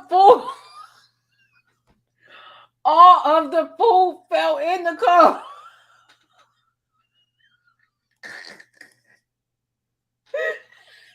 Dad supposed to be the brave one out there. I'm gonna show my kids and my family and my woman I was done.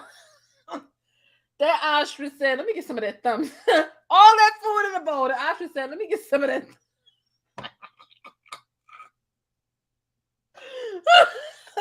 Let me get some of that thumb. I can't. This video had me in tears this morning. It's got me in tears now. Y'all so scary, y'all too. You too, to Roger. You scared? Ew. Mom, what? Yeah, go feed him. Go feed him, Taraji. I can't feed him. Yeah, go over there with your daddy. Go over there with your daddy and feed him. Jadis, don't do this. Y'all so scary. I got turned. Here go mom trying to tell the whole car they ain't got no reason to be scared. Y'all so scary. You know what I'm saying? Calling them punks, you know what I'm saying, without using a word as harsh. Y'all so scared. The whole car started screaming. Yeah, them kids knew. Sometimes kids know better than the parents. Sometimes kids.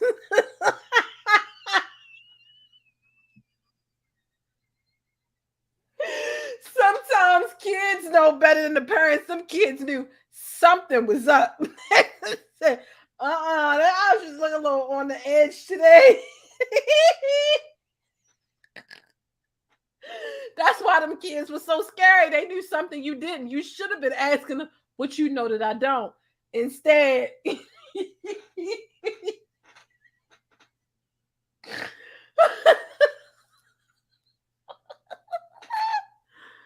Woo, nothing like somebody calling you scary and then something scary happened and they sitting up there caught off guard. Yeah, because they was braced. They was ready. Okay.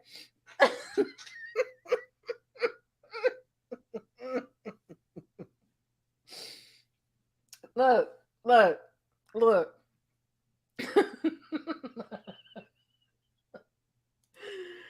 That thumb looked a lot better than that whole thing of food. See, that ostrich ruined it for himself. He had a whole container of food. What was they going to do? Take it home? That whole container of food was for the daggone ostrich. And instead, and that's what I tweeted. I'm like, who is cleaning up all this stuff in the car? I'm like, that's all I want to know. That's all I want to know is who is cleaning all that up in the car. Because that's a lot of food. They're gonna go to the what you call it? The car wash and get the little, it's gonna be so much animal food in the thing. They're gonna go empty out that thing like, damn, what is all this? Yeah.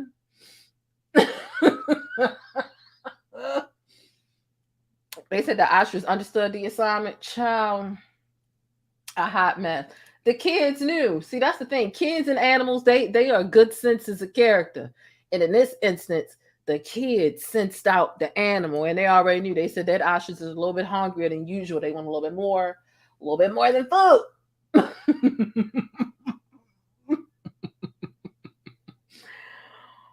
Woo. If I was in that car retelling that story, I wouldn't be able to keep a straight face. When something really funny like that happens to me, you know, I can't keep it together. I'm goofy as hell.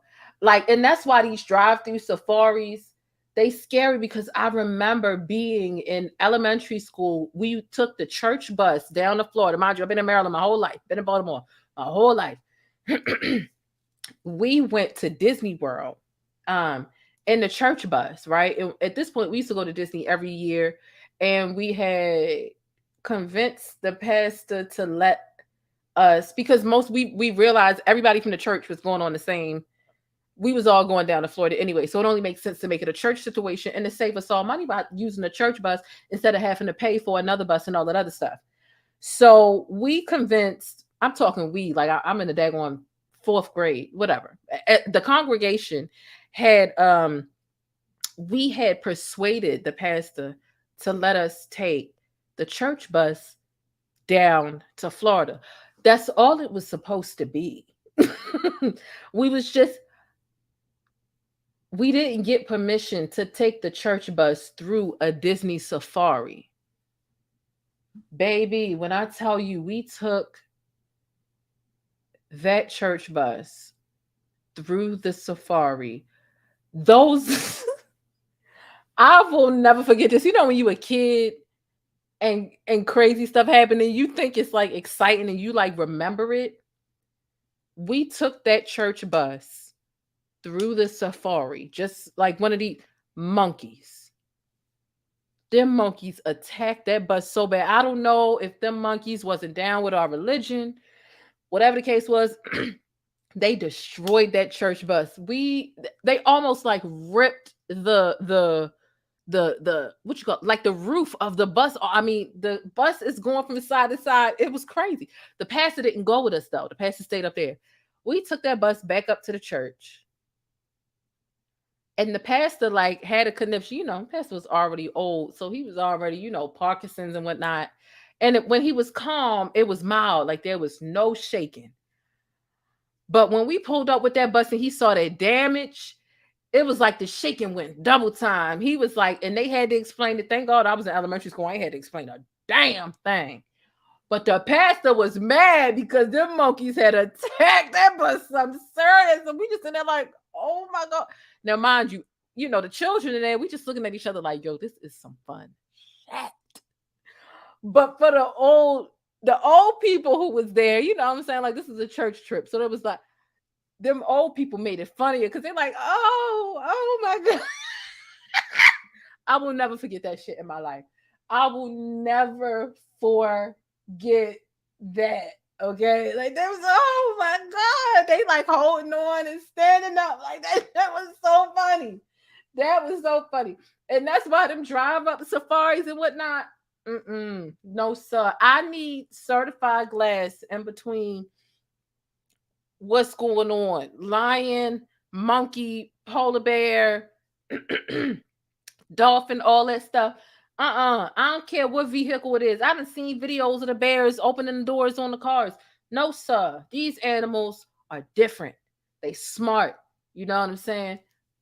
Y'all seen Jurassic Park. Y'all seen Deep Blue Sea. They be messing with the brains of these animals. They be getting all hyper smart. Deep Blue Sea, you had all these sharks just figuring out how to kill these people and get around their facilities. I ain't got time. But yeah, Pastor was he was out of control. He was so upset, and they was so scared to take that bus back to the church, but they did. They had to explain it. All them adults, child, us kids, we was just looking at each other like, that was fun. We got back to Maryland like, that was fun. We want to do it again.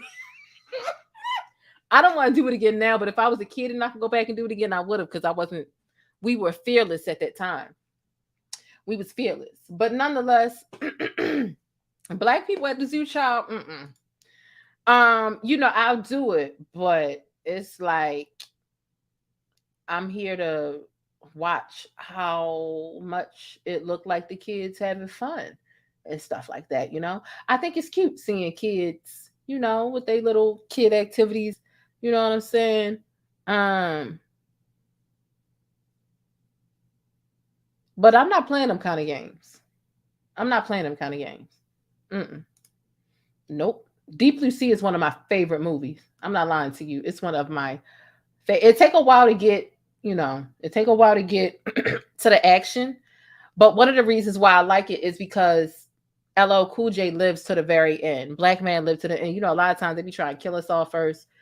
It sucks that Samuel L. Jackson had to die. But Deep Blue Sea is, people like to watch Jaws and whatnot. No, give me Deep Blue Sea. Okay? And let's call it a day.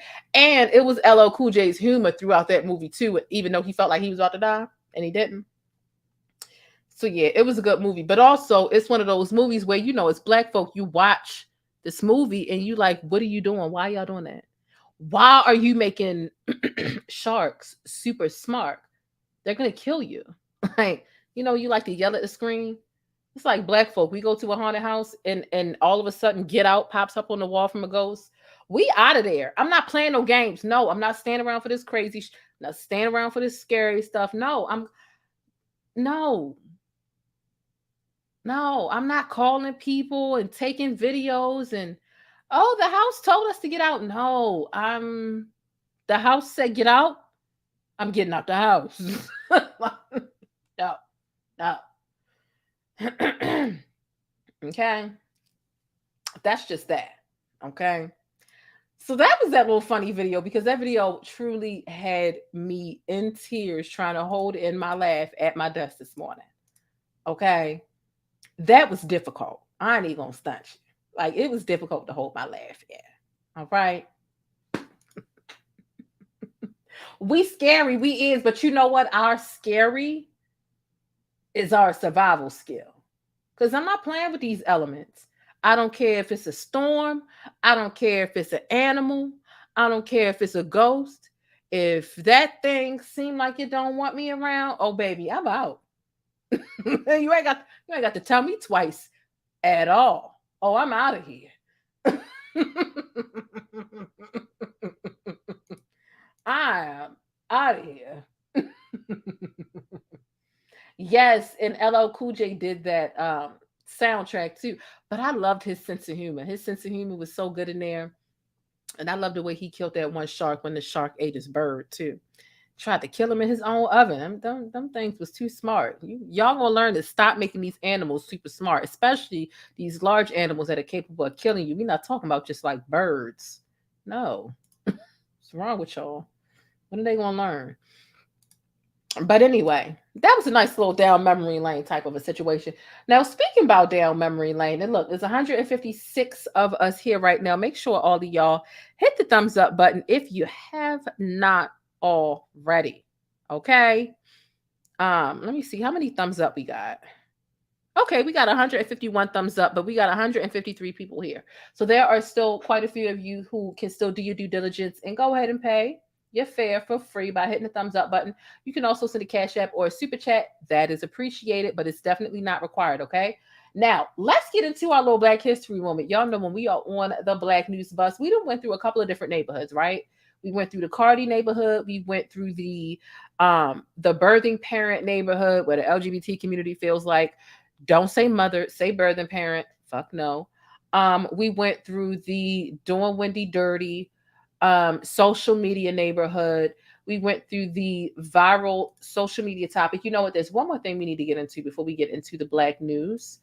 And we wrap this thing up. And what it is child, it's Ray J. It is Ray J. Ray J is so charismatic, but he's also, how do you say it? Annoying. Ray J is so annoying, but typically when you watch Ray J and his shenanigans, he will make you laugh though, because he's a fool. And he knows that you're somewhere between laughing with him and at him, and he doesn't care where that lands. He really doesn't care. And I'm like, you know what? All right. All right, Ray. All right. I guess I respect that. But Ray J feel like he wants to be called something new. He wants a new name. He wants to be called something different. And I want to know if y'all are going to respect it.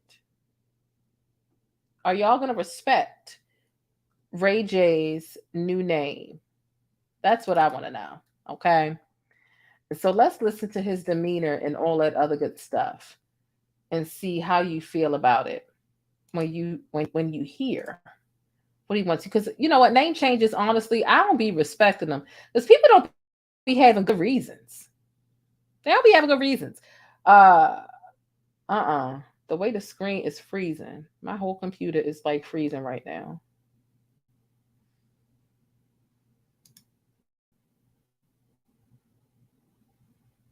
My computer is freezing. Hold on. I don't be respecting name changes like that. People don't be having good reasons. P. Diddy want to be called Brother Love and all this other stuff, and for no good reason at all. Snoop Dogg said he wanted to be called Snoop Lion. We not buying it. We don't like it. We don't like it. We don't want it. And P. Diddy went from Puff Daddy to Puffy to P. Diddy to Diddy to Brother Love. Stop playing. We're not playing these kind of games with you. We're not playing these kind of games. Hold on.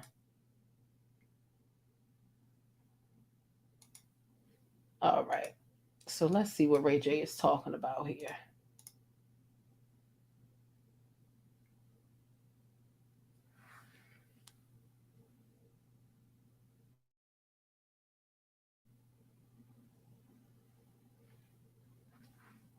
This computer is upsetting me, child.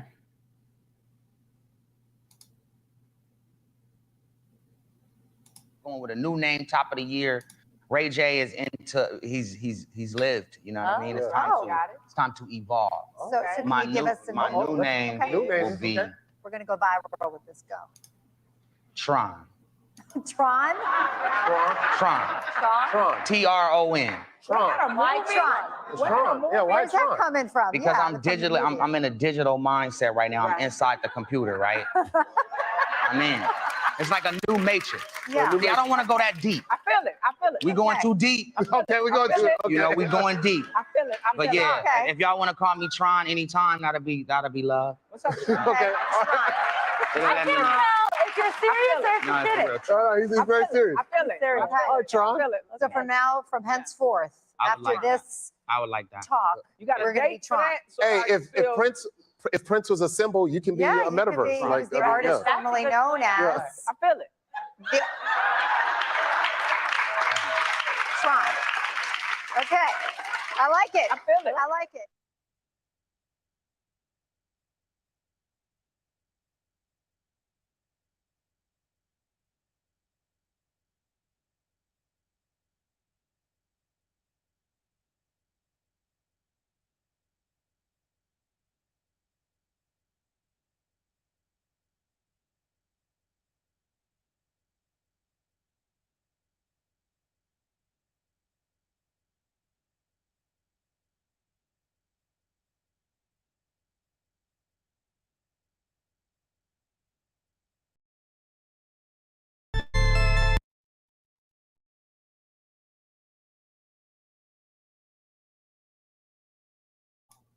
Boom. There we go. Thank you. Thank you.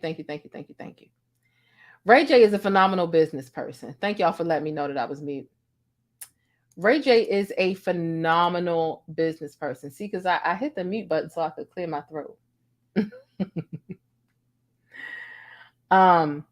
But Ray J is a phenomenal business person. But look, Ray J, we're not falling for all this stuff in front of everyone. Someone said he's trying to sell the headphones. someone said he met Twan. There's a lot of different things. But see, look, Ray J like to play a lot. You never know when Ray J is serious or not. That's the fact of the matter. The thing about it is he's always going to make you laugh or look at him like he's a fool, but he doesn't mind being the butt end of the joke. You never know where Ray J is going to land between trolling, being serious. And like I said, he doesn't mind when he comes out and he says or he does something. He understands you're going to be somewhere between laughing with him and laughing at him, and he doesn't care where it is. He just knows he's going to be visible. He could potentially trend because of it, and he's going to ride the wave. And honestly, coming down off of, what was it, the Verses, when him and Bobby Valentino and Sammy and all them stood up there making a fool of themselves. He's still capitalizing off of the leftover relevancy from that. And his although he sounded really bad on the Verses, his streaming numbers went up from there. So, one thing Ray J is going to do is he is definitely going to capitalize off of whatever's going on. But baby, we're not calling you Tron. Y'all know any black folk named Tron? We know Troy, but Tron? Someone said this is how he sells his product. This is how he sells his product in closed rooms and closed. I have seen Ray J in action selling his products and with certain like exclusive situations where you're able to see him like in the business room. Look, say what you want to say about him, but he is a phenomenal. From electronics, from the scooty bikes, from the headphones to legitimate office chairs, you name it, he just sold it. Eyeglasses. There's so much and that's why Ray J will never be broke. Ray J will never be broke. But it's not because of music. It's because of his ability to sell products and to realize where is the next wave and to listen to pitches from other people and to invest accordingly and to set his business up in the same way.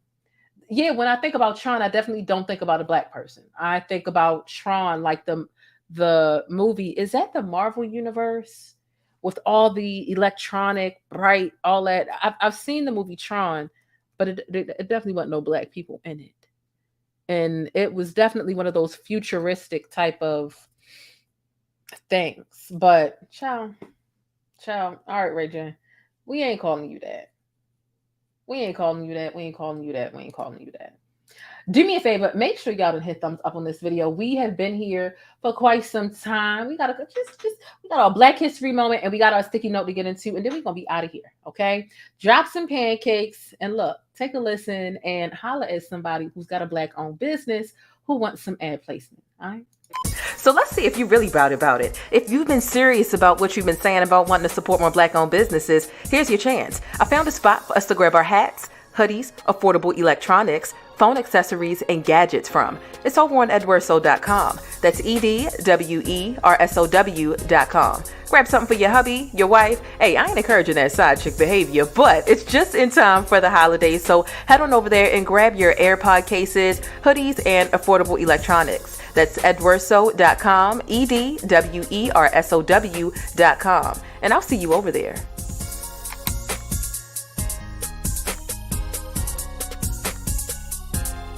It's time to face it, boo. Your product needs more exposure.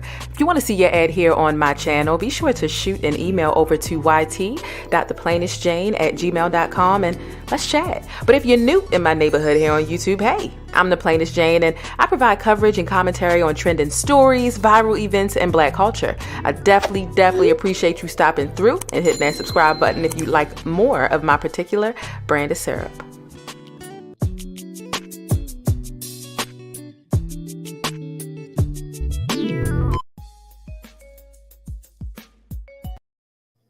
And we are back. We are back at 2:43 in the morning. So shout out to all of y'all who are here with your girl. Come on now. Earpiece acting a fool. What's going on? All right. So let's get into it as we finish this thing up. Child, I can't wait to lay down, and I'm glad I already ate dinner. I know a lot of y'all was naming all of y'all vegan dishes that y'all was eating when we came up in here when I asked y'all what y'all had for dinner. Shout out to y'all. Let me be like y'all when I grow up. Listen, I started eating salads like 6 months ago. I can't believe it took me this long to start liking salad, but god dang it, I like them. Okay. Now, y'all know Black History Month, right? Black History is so much more than a month over here on my channel. I'm infatuated with Black History. I honestly am. I'm even infatuated with the sad aspects of Black History. As a matter of fact, I was following a page today that said, listen, when Black History Month came up, when you were in school and you had to write about someone, who was your go-to person that you wrote about? So you know what? I'm curious to know y'all's answer. Here's my answer. My answer was Harriet Tubman. I mean, anytime I had to write a paper for Black History Month, Harriet Tubman was my girl. That a page that asked that question, I literally responded within like 17 seconds in the same like minute.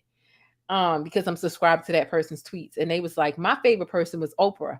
I'm like, oh, my girl was Harriet. Oh, I mean, I just had and I still have so many facts about Harriet Tubman. I had just like, that was it for me. You know what I mean? Like when I learned about her in first, second, third grade, like I was like, oh, this is my girl, you know? And it wasn't forget anybody else. Of course, you know, we had learned about Martin Luther King and Malcolm X and Oprah and so on and so forth. But Harriet Tubman, like she was a G. And I enjoyed learning about slavery. And here in Baltimore, we do have a museum called the Blacks and Wax Museum, which has an extensive, it's a smaller museum, right? But it does have a slave exhibit, and it also has a lynching exhibit. And I like, it's emotional to be present in those exhibits, but they were part of field trips. We had to go, but even outside of having to go, I've just always loved our history.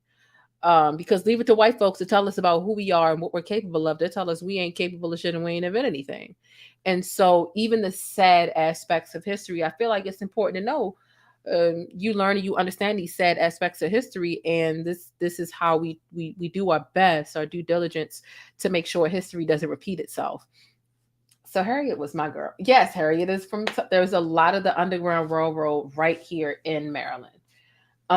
Langston Hughes, some person said MLK, Sojourner Truth. Who else? Someone said, I love doing late night work, listening to Jane and cutting up in the comments. I'm glad you like it, because it be late and I do cut up. The later it gets, the more I cut up. I can't lie. Earlier in the day, like if I do as soon as I get off work, you know what I'm saying, 6, 7, 8 o'clock, I ain't gonna cut up the way I cut up late at night. That's why y'all be in for a treat when we on the late night bus. Harriet Tubman. I gave my daughter a choice this year, and she chose Harriet. She said because she was in an army and she had a gun. You know, for me, it was the boldness to shoot your own brother. And it's not that I ever, wanted to do that, but it's just like, imagine being that dedicated to a cause. Like, this is a family member that's about to ruin it for every other free person you could even imagine being free that's en route. Like, she was a G, She was a G. Asada Shakur, good one. I hate that the Harriet movie was BS. We need access to tell our own stories. Yeah, the Harriet movie caught a lot of flack. It did. Whitney Plantation in Louisiana. Nat Turner. Mine was my mother and her coming from Glenville, Georgia to New York, Atlanta with her chain. Okay, shout out to you, Doris. Jane got me through this dissertation for sure. The late life. Frederick Douglass. Yeah, I'm a night out, even though sometimes, child, I got to be to work at like 9 in the morning. Sometimes I be tired, but sometimes I have my best energy at night. But Black history has always just been something that I have, that I've loved, I've enjoyed. So it was interesting hearing from y'all. And even if you're catching a replay, which means that you're chasing the bus, let me know who you liked to write about for your school papers or essays and so on and so forth when you were in school and you had to write some sort of a Black history a Black History piece. Harriet was definitely my girl. You know, it was really the part that got me. It really wasn't even the brother piece as much. It was how strategic her family was. It was on the days she planned to have voyages. Her family intentionally wouldn't look at her, so that when she left, and the slave master, I mean, I'm talking avoiding full blown eye contact with her, right? I see my internet is like freezing, but I'm so sorry about that. So her whole family like wouldn't look at her on certain days when they knew she had to go do a voyage. Like they completely would avoid eye contact. That way, when they would come around, when the slave masters would come around and say, "Have you seen her? Have you seen Harriet?" They could honestly answer. You know, technically, they could honestly answer and say, "No, I haven't seen her." I'm like, that's some smart shit right there. You know what I'm saying? Like her family really, they you know, they were down with the cause. They understood and they didn't want to lie. And some people feel like they're not good liars, or the fear that they had in your heart at that time. You talking lashings, you talking buck breaking, you know, we talking about the man of the household. If he gets caught being quote unquote disobedient, the slave master is going to turn around and fuck him in the butt in front of his family, which is emasculating. What? Yeah, that's dehumanizing as hell. So, yeah, those are some of the reasons why I truly, truly, truly enjoy. Someone says your best energy is at night. You were born at night. I was born at 3:14 a.m. Interesting. It's 2:50 right now. But yeah, I was born at 3:14 a.m. But yeah, that's why I really got down with the whole Harriet thing. But nonetheless, look, that's just a little bit of me, a little bit of history, a little bit of chit chatter. All right. Let's get into today's Black History moment, because I just got two honestly quick facts. Since we didn't already got into a little bit of Harriet Tubman, I've got two facts that we're gonna get into. We'll get into our sticky note, and then we're gonna be out of here. I appreciate y'all, and I definitely appreciate you for hitting thumbs up. And shout out to my channel members. And I will do the research that I need to do to figure out how to gift memberships. But let's get into Black History, because we know Black History is every day, not just the 28 to 29 days in February. Now let's spend a little bit of time with our ancestors, or at least listening to them, because you know they always tell us you don't know where you're going unless you know where you came from. So let's get into a little bit of Black History with this Black History moment.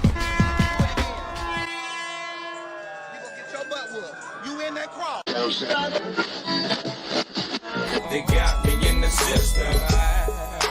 Why they gotta do me like that?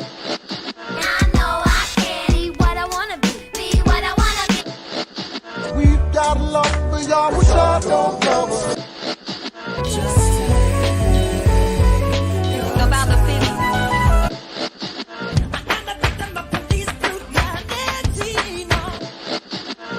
Get down.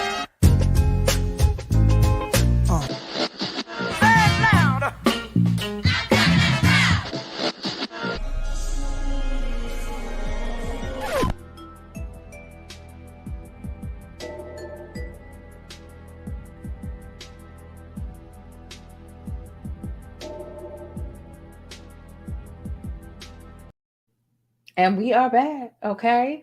Let's get into a little bit of Black history today. This is about Muhammad Ali and why he refused to be drafted into the army to go to Vietnam. And this is video. And I do believe I talked about this in a sticky note previously, but actually listening to him say it and the way in which he said it, just the conviction within him, it sends chills down my spine, at least anyway. So I think that it's very powerful, and he makes a really good point. May his soul live on, and this is a really good point. And look, this is no shade to anybody that does serve the country. This could very well be the mindset that you use when it comes to, again, if I'm scratching my back, you scratch mine. And as Black folks, sometimes we are asked things of people who don't look like us when we're not even getting the bare the basics in return. Okay, so let's listen to what Muhammad Ali has to say. I'm saying you talking about me about some draft, and all of you white boys are breaking your neck to get to Switzerland and Canada and London. I'm not gonna help nobody get something my Negroes don't have. If I'm gonna die, I'll die now, right here fighting you. If I'm gonna die, you my enemy. My enemies are white people, not Vietnams or Chinese or Japanese. You my opposer when I want freedom. You my opposer when I want justice. You my opposer when I want equality. You won't even stand up for me in America for my religious beliefs, and you want me to go somewhere and fight, but you won't even stand up for me here at home. I'm saying you talking about me about some draft, and all of you white boys are breaking your neck to get to Switzerland and Canada and London. I'm not gonna help nobody get something my Negroes don't have. If I'm gonna die, I'll die now, right here fighting you. If I'm gonna die, you my enemy. My enemies are white people, not Vietnams or Chinese or Japanese. You my opposer when I want freedom. You my opposer when I want justice. You my opposer when I want equality. You won't even stand up for me in America for my religious beliefs, and you want me to go somewhere and fight, but you won't even stand up for me here at home. I'm saying you talking about me. You know what's so interesting about the way he said this is Muhammad Ali is such a soldier. Never wanted to be and never decided to be a soldier for America, which is so commendable. But he's a soldier. And I remember this story from his childhood about what encouraged him to actually become a fighter. And somebody had stole his bike. And they stole his bike, and he's talking to an adult, and they asked him, well, they stole your bike. What you gonna do about it? He was like, I want to beat him up. I want to beat him up because they stole my bike. And it sounded so corny, right? Like, I don't know if you ever seen like a really nerdy kid, like a nerdy kid that just, I want to beat him up. And you might be able to tell it, do you really got hands? And so someone told Muhammad Ali, like, well, if you want to beat him up, you got to do it the right way, because you can't just be out here fighting people. Maybe you need to be like a professional fighter. And he was like, okay, well, fine. And that's kind of what led him in that direction. And even looking at his body language and his posture now, he still very much sounds like a bold, educated nerd. He sounds like a bold, educated nerd. But you can't always judge a book by its cover or the way the book enunciates itself, right? So it's just very interesting seeing him go from nerdy kid, educated kid, smart kid, and, well, I want to fight. I want to make sure I can defend myself in case my bike gets stolen again. To, yeah, y'all ain't taking care of me now. It's like, whoa, that transition, it's really beautiful to see. That's what I mean. I love kids anyway, whether they're nerdy or not. I mean, keep your babies kids. Lord have mercy. Sit down. But no, nerdy kids, it's a lot. And speaking of nerdy kids, right? And nerdy's not a bad thing. Weird's not a bad thing, because I gladly labeled myself as weird growing up because I was nerdy as hell. You might be able to tell. I developed a little personality over the years, but I still think I'm corny. I do think I'm corny. But yeah, I've been weird a great part of my life, and I enjoy being weird. Okay, I really do. But speaking of nerdy, because see, look, nerdy can be a lot of money. Nerdy can be knowledgeable, which means that all the ignorant people who aren't nerdy, the cool kids, they really ain't got nothing on you, and they can't persuade you or talk you into doing dumbness because you're smart enough to understand. You're smart enough. So speaking of a nerdy kid, in 1959, the police were called to a segregated library when a Black 9-year-old boy trying to check out books refused to leave. After being told the library was not for Black people, the boy was Ronald McNair. He went on to become an astronaut. The library is also now named after him. Look at him. Now you talking about a nerdy kid. You're talking about a kid that wanted to read books. That, Blacks aren't allowed here. But guess what? Blacks might not be allowed here, but the building is named after him. And he went on to become an astronaut, blasted off. Okay? You know how difficult it's got to be to become an astronaut? You know how much math and all the equations and all the other stuff, being nerdy is cool, right? Like it's just so backwards nowadays. Street life, gang life, shooting, pants sagging, rapping, violent, skipping class. That's cool. Like, not really. But how do you convey to kids that being nerdy is cool and make it stick throughout all of society? Like, how can you? And that's why it's up to strong-minded and very opinionated adults to really understand how cool it is to be smart as fuck. And I'm one of those people. And I determined that about myself in high school. Like, y'all not about to talk me into going out here doing drugs, getting pregnant, getting locked up, so on and so forth. Because, bitch, I'm smart, but I also got a sense of humor. So, actually, I am cool. And actually, I'm always going to be straight. And actually, I'm never going to be out on the streets, doped out, fiend out, all this other stuff. But that's why it's important that you keep in mind what conversations you're having around your kids, your nieces, your nephews. And it can't be fake. You can't really glorify the street life and glorify all of the wrong things and think that, oh, when I get around my nieces and nephews, let me pretend it's the opposite. These kids are gonna know. These kids are smart. They're gonna pick up on it. But if you really live a life where you value knowledge, where you value nerdiness, where you value someone walking in a straight line, being a square, the kids are going to pick up on that too.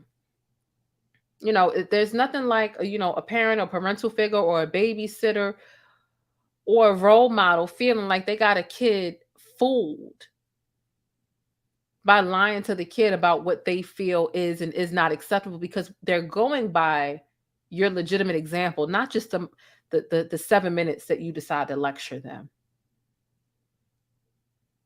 And, that's why I try to do what I can do to make sure I put positive news and put the balanced information in here to let you know about, like, our representation.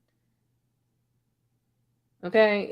A lot of people feel like, oh, Meg Thee Stallion is it. And I'm not saying that they're not talented and that they don't have a right to do what they do. But, if all the young girls coming up are just looking at Meg Thee Stallion and Cardi B and, all the people that just show their bodies for a living, and then they feel like it's corny to really, like, know calculus like the back of their hand. Do you know what they could do with that? Do you know how valuable engineers are?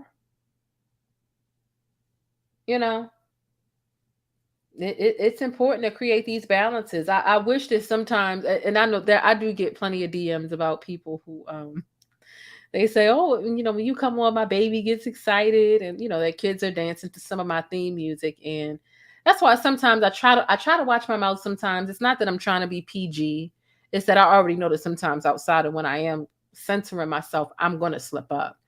And, my shows may not be safe for all of your, for your kids. But if your kid just so happens to walk in the room, there are some parts of the show that are a good influence, right? Although sometimes I might be using filthy language in other parts of the show. But I do appreciate the people who let me know that them and their kids watch me, and when their kids hear my theme music outside of their room, the kids come running in, and I get several messages like that, and that means a lot. But yeah. Hennessy Black Rose says, children do what they see you do, not what you say. So you need to be consistent in what you're saying to them. Absolutely. At least Meg has her education. That's great. That is great. But I don't agree with parents feeling like, oh my God, Cardi B and Meg Thee Stallion are performing WAP on TV. That's not a great representation for the children. Cardi B and Meg Thee Stallion's jobs are not to raise your kids. So maybe you should, like, turn the TV off sometimes, or whatever the case. Like, there are other people and other examples, but that's why it's important to make sure your children have a diversified funnel of entertainment and what they enjoy and what they watch, and that you are placing things in front of them that actually make sense. Mae Jemison, actually, yep, since we're talking about astronauts. So yeah, Meg is a nerd. She just She just be putting that ass in front of us all the time. Like all the time. So we don't hear about Meg's book smarts as much as we see her ass. But it's up to her to have that balance, right? I know that there have been times in my life where my book smarts weren't necessarily at the forefront of everything that I was doing as well, too, right? But we're just talking about the stuff that's readily available on social media. And that's why I feel like it is so important on social media, and just in general, to make sure that we are putting smart people who are getting these scholarships and education and defining new paths for themselves and entrepreneurship and astronauts and so on and so forth. It's so important for us to make sure that that stuff has almost as much representation as the ass shaking and as the twerking. Because keep it a buck. When you go online, you see more ass shaking than you see people in the books and talking about knowledge and education. And that is just, it doesn't set the best example. It doesn't set the best example, although it is your responsibility as a person and as a parent to make sure your children have a diversified exposure to whatever it is that they consume. Okay. So I want to see Meg's college transcripts. You know what? Y'all ain't right. Y'all are not right. All right. Y'all know what time it is. It's time to get into the sticky notes so that we can get out of here. It is 3:00 in the morning. I can't believe I got to be to work in a couple of hours. Oh my gosh. I got to be to work in a couple of hours. Let's get into the sticky note, and then we are going to go ahead and get out of here. And then I can't wait to talk to y'all tomorrow. In the meantime, y'all know I'm about to play my commercial that really shows the love and it appreciates all of my channel members. Throw up your special emojis, throw up your pancakes, and we're going to be right back. Okay. The plainest Jane. This is one of my favorite comments here. She says, I loves me some black, and she said, loves me some black news. She says, is it just me, or does anyone else get tired of seeing people that don't look like them delivering info about them day in and day out?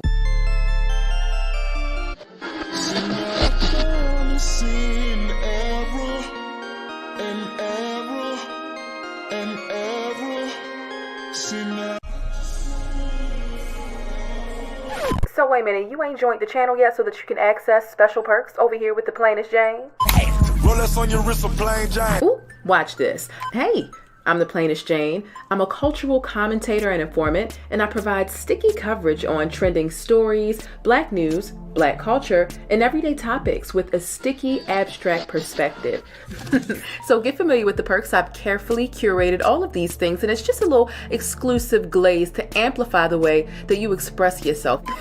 So get comfortable, get used to our official emoji over here. That is the pancake stack, because it's always sticky in Hollywood and in real life, and especially when you spend the time over here with the plainest Jane. Like I said, I hope you enjoy the exclusive glaze that I've provided for you to amplify the way you express yourself, and I hope you enjoy the digital vibe. Hey, listen, I always want you to keep it sticky, but be sure to think critically and independently, regardless of what you hear from me or anybody else. But most importantly, I hope that you're feeling all right, and hopefully you've had some time to tackle some of your invisible problems. I know I got a couple of new subscribers, and I just want to say thank y'all. I really do appreciate you. And if you're not quite feeling all right, this channel right here, once you join, it's going to help you kick back and decompress always, but it'll also keep you in the know with what's happening with the best black news, celebrity entertainment, and a splash of controversy. So again, get comfortable. The first drink is on me, all right? Act like you got some sense, and I'll see you around. But don't forget to keep it sticky 24/7 by following me on Instagram, but hit that notification bell so that you always know when I upload and you get your dose of syrup first. Now, with all that stickiness being said, the most important thing I want you to remember about this neck of the woods and the plainest Jane is Black Lives Matter. And if you don't agree, Buy pumpkin. That would take you out. I don't play that shit. Now you gotta go for real. it's just that simple. Hey, look, whether you join or not, I do want you to stay beautiful, black, and blessed. And just know I appreciate your support. I'm your girl, the plainest Jane. And let's see what's happening in these virtual streets. You ready? All right now. This could be a crazy ride. I'm warning you now.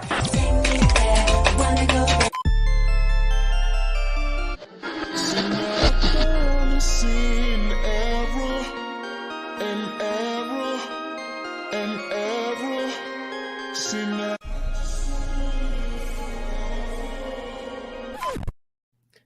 And we're back. And we're being harassed by the cat. Okay, here, Leo. Go on about your business. Go on. Go on.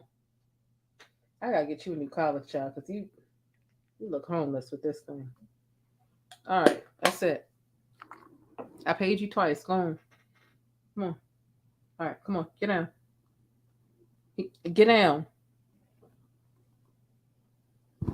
Can you get down, please? Leo. Come on. Leo, can you get down? Leo. Get down.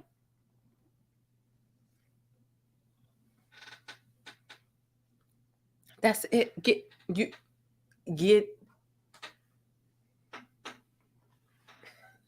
You don't want to be plucked.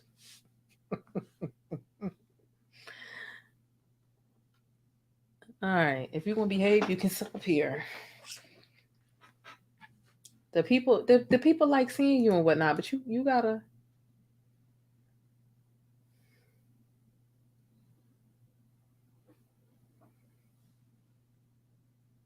Okay, Leo. Bye. Because it's too late for you to be playing these kind of games. Yeah, it's too late. All right.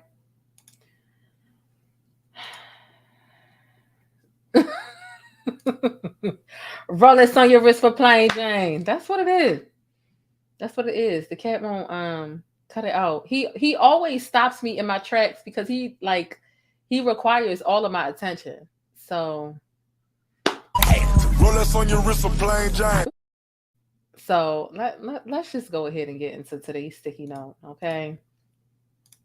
So today's sticky note is this, and shout out to everybody who follows the community tab. And if you look on the community tab, listen, I appreciate each and every one of you, okay? Each and every one of you. Today's sticky note is this: guilt is often associated with leaving people behind, but shedding skin comes in the form of having to leave behind people, things, and habits that don't contribute to a better you. If it's not contributing to a better you, then it's holding you back. And listen closely to this, because honestly, it can be so painful to let go of people and things because there's this separation anxiety, this subconscious codependency. And you really shouldn't have to feel bad for outgrowing people who had the chance to grow with you. People will try to make you feel guilty for leaving them behind. And it's not that they're bad people. It's just not conducive to my journey. I regress when I try to carry you along with me. And you may look back and you may realize that the people that you're dragging along with you are depleting you. These people are unnecessary weight. Some of them are just along for the ride and whatever they can get from it. Everyone cannot go with you on your journey to greatness. This is how you can sometimes point out the people that you need to shed, like skin, and let go of. When you start putting down boundaries because you realize you've been too lenient. And these people begin to kind of like spaz out at you. They don't respect your boundary. They don't appreciate your boundary because they aren't able to freeload on your energy and deplete you in a way that they used to, or distract you, or whatever the case is. Deplete, distract, leech, suck. Not like that, but you know what I'm saying. Suck and drain you of your energy. Energy vampires are a real thing. And when you notice that you start putting down subtle or even firm boundaries and people begin to act like they're allergic to your boundaries and they want to check you about your boundaries, because when you put down that boundary, they aren't able to freeload off of your energy or whatever benefits came along with that. And see, they may have benefits to tagging along or tagging behind you, but you don't. They're heavy. They're dead weight. And sometimes you got to let them go. And it's so easy for people to make you feel guilty for wanting to shed them. And it doesn't mean, look, shedding skin comes in a lot of different ways. Shedding people, shedding habits. Sometimes it's just like, listen, we can't talk every day. We can't chill every day. We can be cordial. Sometimes it's cutting them off and severing the tie completely. It looks a lot of different ways, and it really depends on your specific situation. But one thing's for sure is that people will try to guilt you when you decide that you need to do what's best for you. You're being selfish. Well, sometimes self-preservation will feel like selfishness to you or to another person when you have to do what's in your best interest. If you want to call me selfish because I need to do what's best for me and I'm no longer willing to waste time with you in these things, all right, call me that. But selfish isn't always a bad thing, especially when you're taking your power, taking your time, taking your energy back, and you're realizing that you've wasted a lot of time and a lot of energy with certain people, things, and even habits. Keep in mind, I'm talking about leaving behind people, shedding people, things, and habits. Sometimes the things and the people that you need to shed, they're not necessarily other people. It's yourself and some of these habits that you need to have enough discipline to let go of. And so sometimes you got to look at someone and let them go. And sometimes you got to look at yourself in the mirror and let them go. And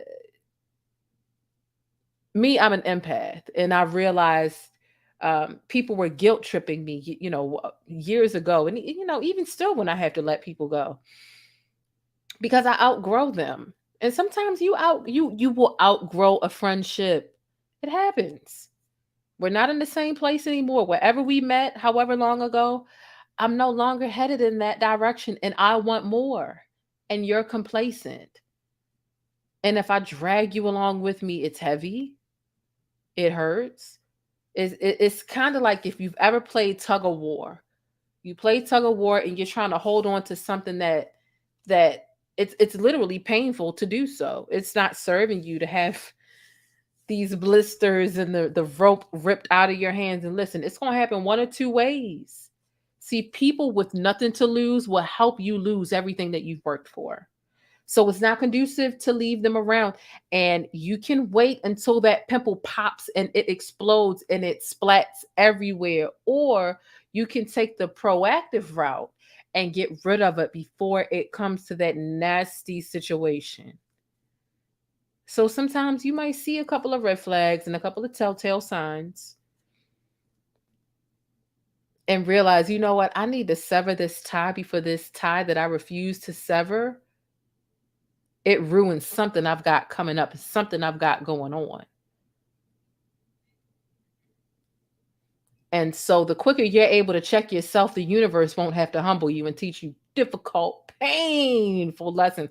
That's why reflection is so important. So when I tell you, as I wrap this sticky note up, don't feel bad for outgrowing people who had the chance, people who had the opportunity to grow with you, but they didn't. And it doesn't matter why they didn't grow with you, whether they were lazy, whether they don't know how to. That's not your responsibility to get into the why they didn't grow with you. Because if you get into that why they didn't grow with you, you'll stay stuck in some cycle. You'll stay stuck listening to the reasoning as to why. And then you'll be suckered into letting that person linger around you, or vice versa, you lingering around them. Listen, we are adults. If we're not on the same path, and it's been a little bit of time,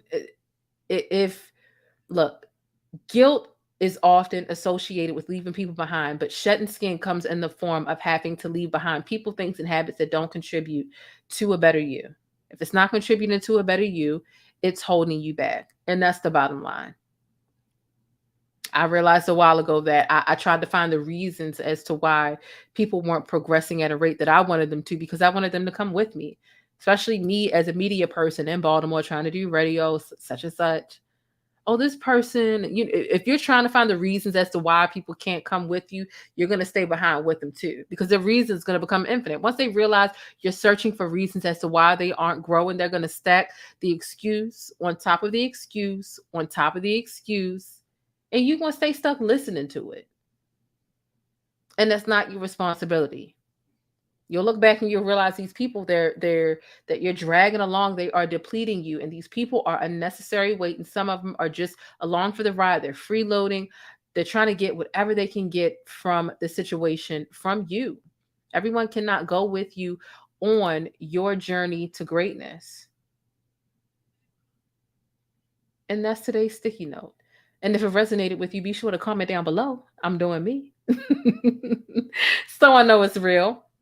Look, that sticky note, it meant something to me because it's something that I go through at least once a year, and sometimes more than once a year, because I truly do enjoy the process of getting to know new people. Especially in my media sphere. But some people they want to be complacent, or they want to focus on things that just it makes no sense. You meet people now, oh, we have a goal, it's the same goal, but you realize the way that they going about it, it's like you don't really have this goal, or you just like the idea of this goal, and you got to leave people behind, and people's feelings get hurt, and then people want they go out of their way to become your enemy or make you their enemy when they realize you leaving me behind.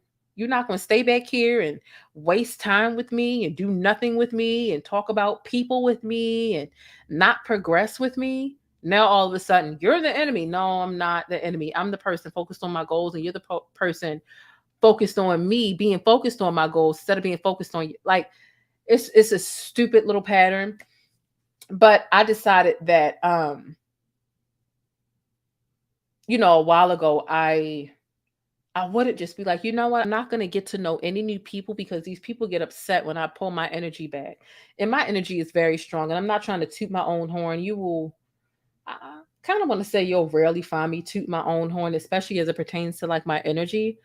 But like my energy, my sense of humor, like y'all get it. If you're at the end of this video, like you get it. Like my sense of humor, it's magnetic as hell. And when I snatch it back from somebody, and it's not that I'm trying to be mean, it's just me trying to preserve myself, self-preservation. When I snatch my energy back, people feel so empty, and they're like, oh, well, how come you don't hit me up no more? How come you don't? I'm just focused.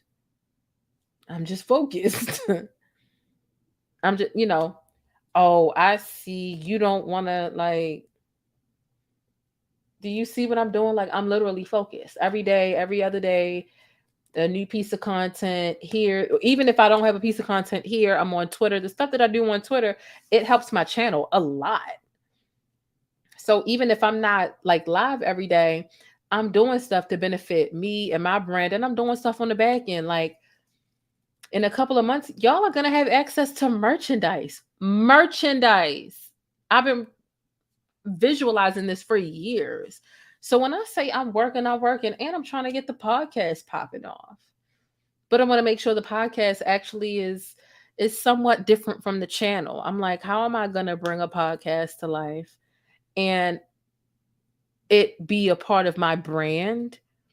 But not like, some people, they literally just take the audio from their videos and make it a podcast. I don't want to do that, because that's not my idea of what that's not the definition of a podcast, in my opinion.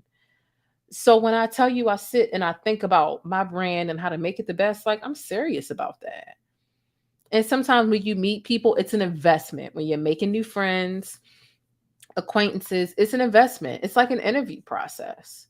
It's almost kind of like a dating process, to be completely honest, when you're making friends. So yeah, I might spend I might spend the first 2 weeks, once every 3 days talking about whatever, doing whatever. But if I realize that's where you want to stay, when I thought we were getting to know one another, then like, yeah, I'm gonna move on. And if your feelings are hurt because I've moved on, it means that you felt like I could do more for you than you could do for you. It meant you were trying to use me for clout or for something. And that benefit is no longer available to you now. And now you wilding out. And now all of a sudden I'm your enemy. Now all of a sudden I turn around and you want to make videos about, people can get weird. And that's why I'm able to detach relatively quickly. Not to say that it doesn't hurt, because I'm a very passionate person, and anybody that's very passionate is they can be a pretty sensitive or emotional person. And that's me. You know what I'm saying? I'm not going to lie. I'm not going to say it all the time. But I'm a pretty sensitive and I'm a pretty emotional person, and I get attached to people quickly. I do. But just because I get attached to you quickly, that don't mean I can't detach in a motherfucking heartbeat when I realize that you are regressive to what it is that I'm doing. And let me tell you where I'm at right now. About to wrap this up. Let me tell you where I'm at right now. I don't have time to fuck around with nobody. Nobody. I would have more time to fuck around if I never lost my first channel. I lost a channel with 102,000 subscribers. Please don't think I have time to waste with you. I'm sitting here at a measly 9,000 subscribers. It's nothing to sneeze at, and I'm grateful for everybody, but I'm in the process of rebuilding my empire that was burnt down to the ground. I don't have time to play around with nobody who I feel like they're aggressive. There's nothing where we're mutually benefiting from one another. You want to sit around and talk about other people all day? I have no time for that. I'm rebuilding right now. And if you understood how serious I am, if you understood how much that meant to me, I really don't have the time. And I was already quick to cut people off when I already had all that. Now that I have less and that I'm trying to rebuild, and I still feel as, what's the word? As confident and as important, I'm still the same the plain Jane that had 102,000 subscribers down here with this little 9,000 subscribers. So I really don't have the fucking time to waste with anybody who's not goal-oriented. If you're not talking about how to grow, if you're not talking about new ideas, if you're not talking about changing this very boring playing field that we are on as YouTubers, if we're not talking about different ideas and how we can help one another and leverage our skill set, then baby, I'm moving the fuck on. And that's just that. I don't have another way to say it to you. I don't have the time to listen to a lot of bullshit conversations. You want to, send messages about other YouTubers and their mess and what they got going on, baby. I don't fucking have time. I'm trying to do several shows a week and talk about several things inside of every single one of those several shows a week. I really don't have the time for whatever cheap ass YouTube drama you talking about. And the YouTube drama you talking about, these people and these things, they don't even get more than 10,000 views. Trust me, I don't have time for it. I'm trying to be the queen of Black news and Black culture commentary. I really don't have time. I don't. I'm trying to rebuild. I'm sorry, I don't. And sometimes, that gets in the way. I'm definitely incapable of making new friends at this point unless we really hear. The only new acquaintances that I'm making right now are if we have the same exact goals, and we'll know based off of how the conversation goes on social media or wherever we meet. Other than that, I don't have time. That's why, if every now and then my name will come up and I'm saying this low vibrational sector of YouTube. Jane is Danny. Get that shit the fuck out of here. Danny makes 1 million videos of her own, and Lord knows I make 1 million of my own videos. I'm not Danny. Stop playing with me. And I don't even have the time to, to respond to things like that. Because I had too much to worry about. Me and Danny are in two different lanes. I respect Danny and Danny respects me. But I'm not her. I think that I'm pretty much incapable of creating a channel and not taking credit for it, to be honest with you. It takes too much work to create a channel to not take the credit for it. That's just how I feel about creating content. There's no way I'm creating content or creating a channel and I'm not taking credit for what I create. Fuck out of here. So that's why it just be a lot of nonsense going on in Black YouTube sometimes. Just like the award that you won, you're doing great. You have it. Thank you so much. And my award is right here. My Baltimore Media Impact Award for my YouTube channel. And just thank God that I had won that award before the channel got deleted. But yeah, absolutely. I don't have time for the nonsense. But nonetheless, look, this has been an amazing show. I just vented to y'all for what was that? 9 to 13 minutes after the sticky note. That's how y'all know these sticky notes really resonate with me, because I have to remind myself sometimes. Sometimes there are people and elements that are trying to pull me into stuff, and I'm just like, no, I don't have time for this. I don't know what you're talking about. You coming into my inbox talking about some mess, some people, some things. I don't have time. Because even if I entertain it, even if I just say, oh, that's crazy. Somebody been to screenshotted that and been like, oh, let me send it. Oh, Jane said that. You know what I'm saying? I don't have time. I'm not here to beef with nobody on this platform. I'm here to talk about the news and the information that I feel like is important enough for me to grasp my own understanding of and regurgitate and provide my own standpoint of. Period. Okay. So we're getting multiple sticky notes this segment. We are. Listen, y'all, thank y'all so much for watching. Thank you for checking the community tab. Make sure you subscribe to the backup channel if you have not already. Okay. Thank y'all for 9,000 subscribers. I appreciate y'all. The backup channel is the third link down below in the description box. So please make sure you subscribe to it. I will be live on the backup channel before the end of the week. Don't forget to do something to relax today. Let me know your thoughts on all the subjects and all of the topics that we spoke about this evening. Okay. What are your thoughts about Cardi B beefing with the Shade Room? Do you think that Cardi B needs a social media break to truly care for her mental health? Is she weaponizing mental health in your opinion? How do you feel about the Wendy Williams social media pages being gifted to Sherry and Wendy being denied access to them? Is that bar Mercury? Are they cruddy? Are they not cruddy? And how do you feel about WalMart's candles? Okay. We got into a lot this evening. This was an amazing show. Look, if you haven't already taken the time to subscribe, and make sure you do so. Okay. Thumbs up or down. Either way, I appreciate it. But be sure to hit that notification bell so that you don't miss out on any of this Black news or Black culture commentary over here with your girl, the plainest Jane. The syrup is always sticky and hot. Again, the blogs talking about R. Kelly is engaged to Joycelyn Savage. Baby, I bust that information down and read that letter the day of his sentencing, which was over a year ago. But okay. Y'all make sure y'all drop some of them pancakes down below in the comment section. Y'all stay beautiful, Black, and blessed. And I will catch y'all later on today/tonight. It's literally 3:30 in the morning. And I do plan on going live tomorrow, at the very least, with talking about issues under the flag, because Lord knows I've got enough stuff, okay, saved up about that, okay? There was a certain someone who felt like they were going to stop my issues under the flag segment. And I found that to be interesting, but nonetheless, listen, y'all sleep tight. Don't let the bed bugs bite. And I'm going to catch y'all tomorrow and on the community tab. Hit the notification bell and subscribe if you haven't already. Okay?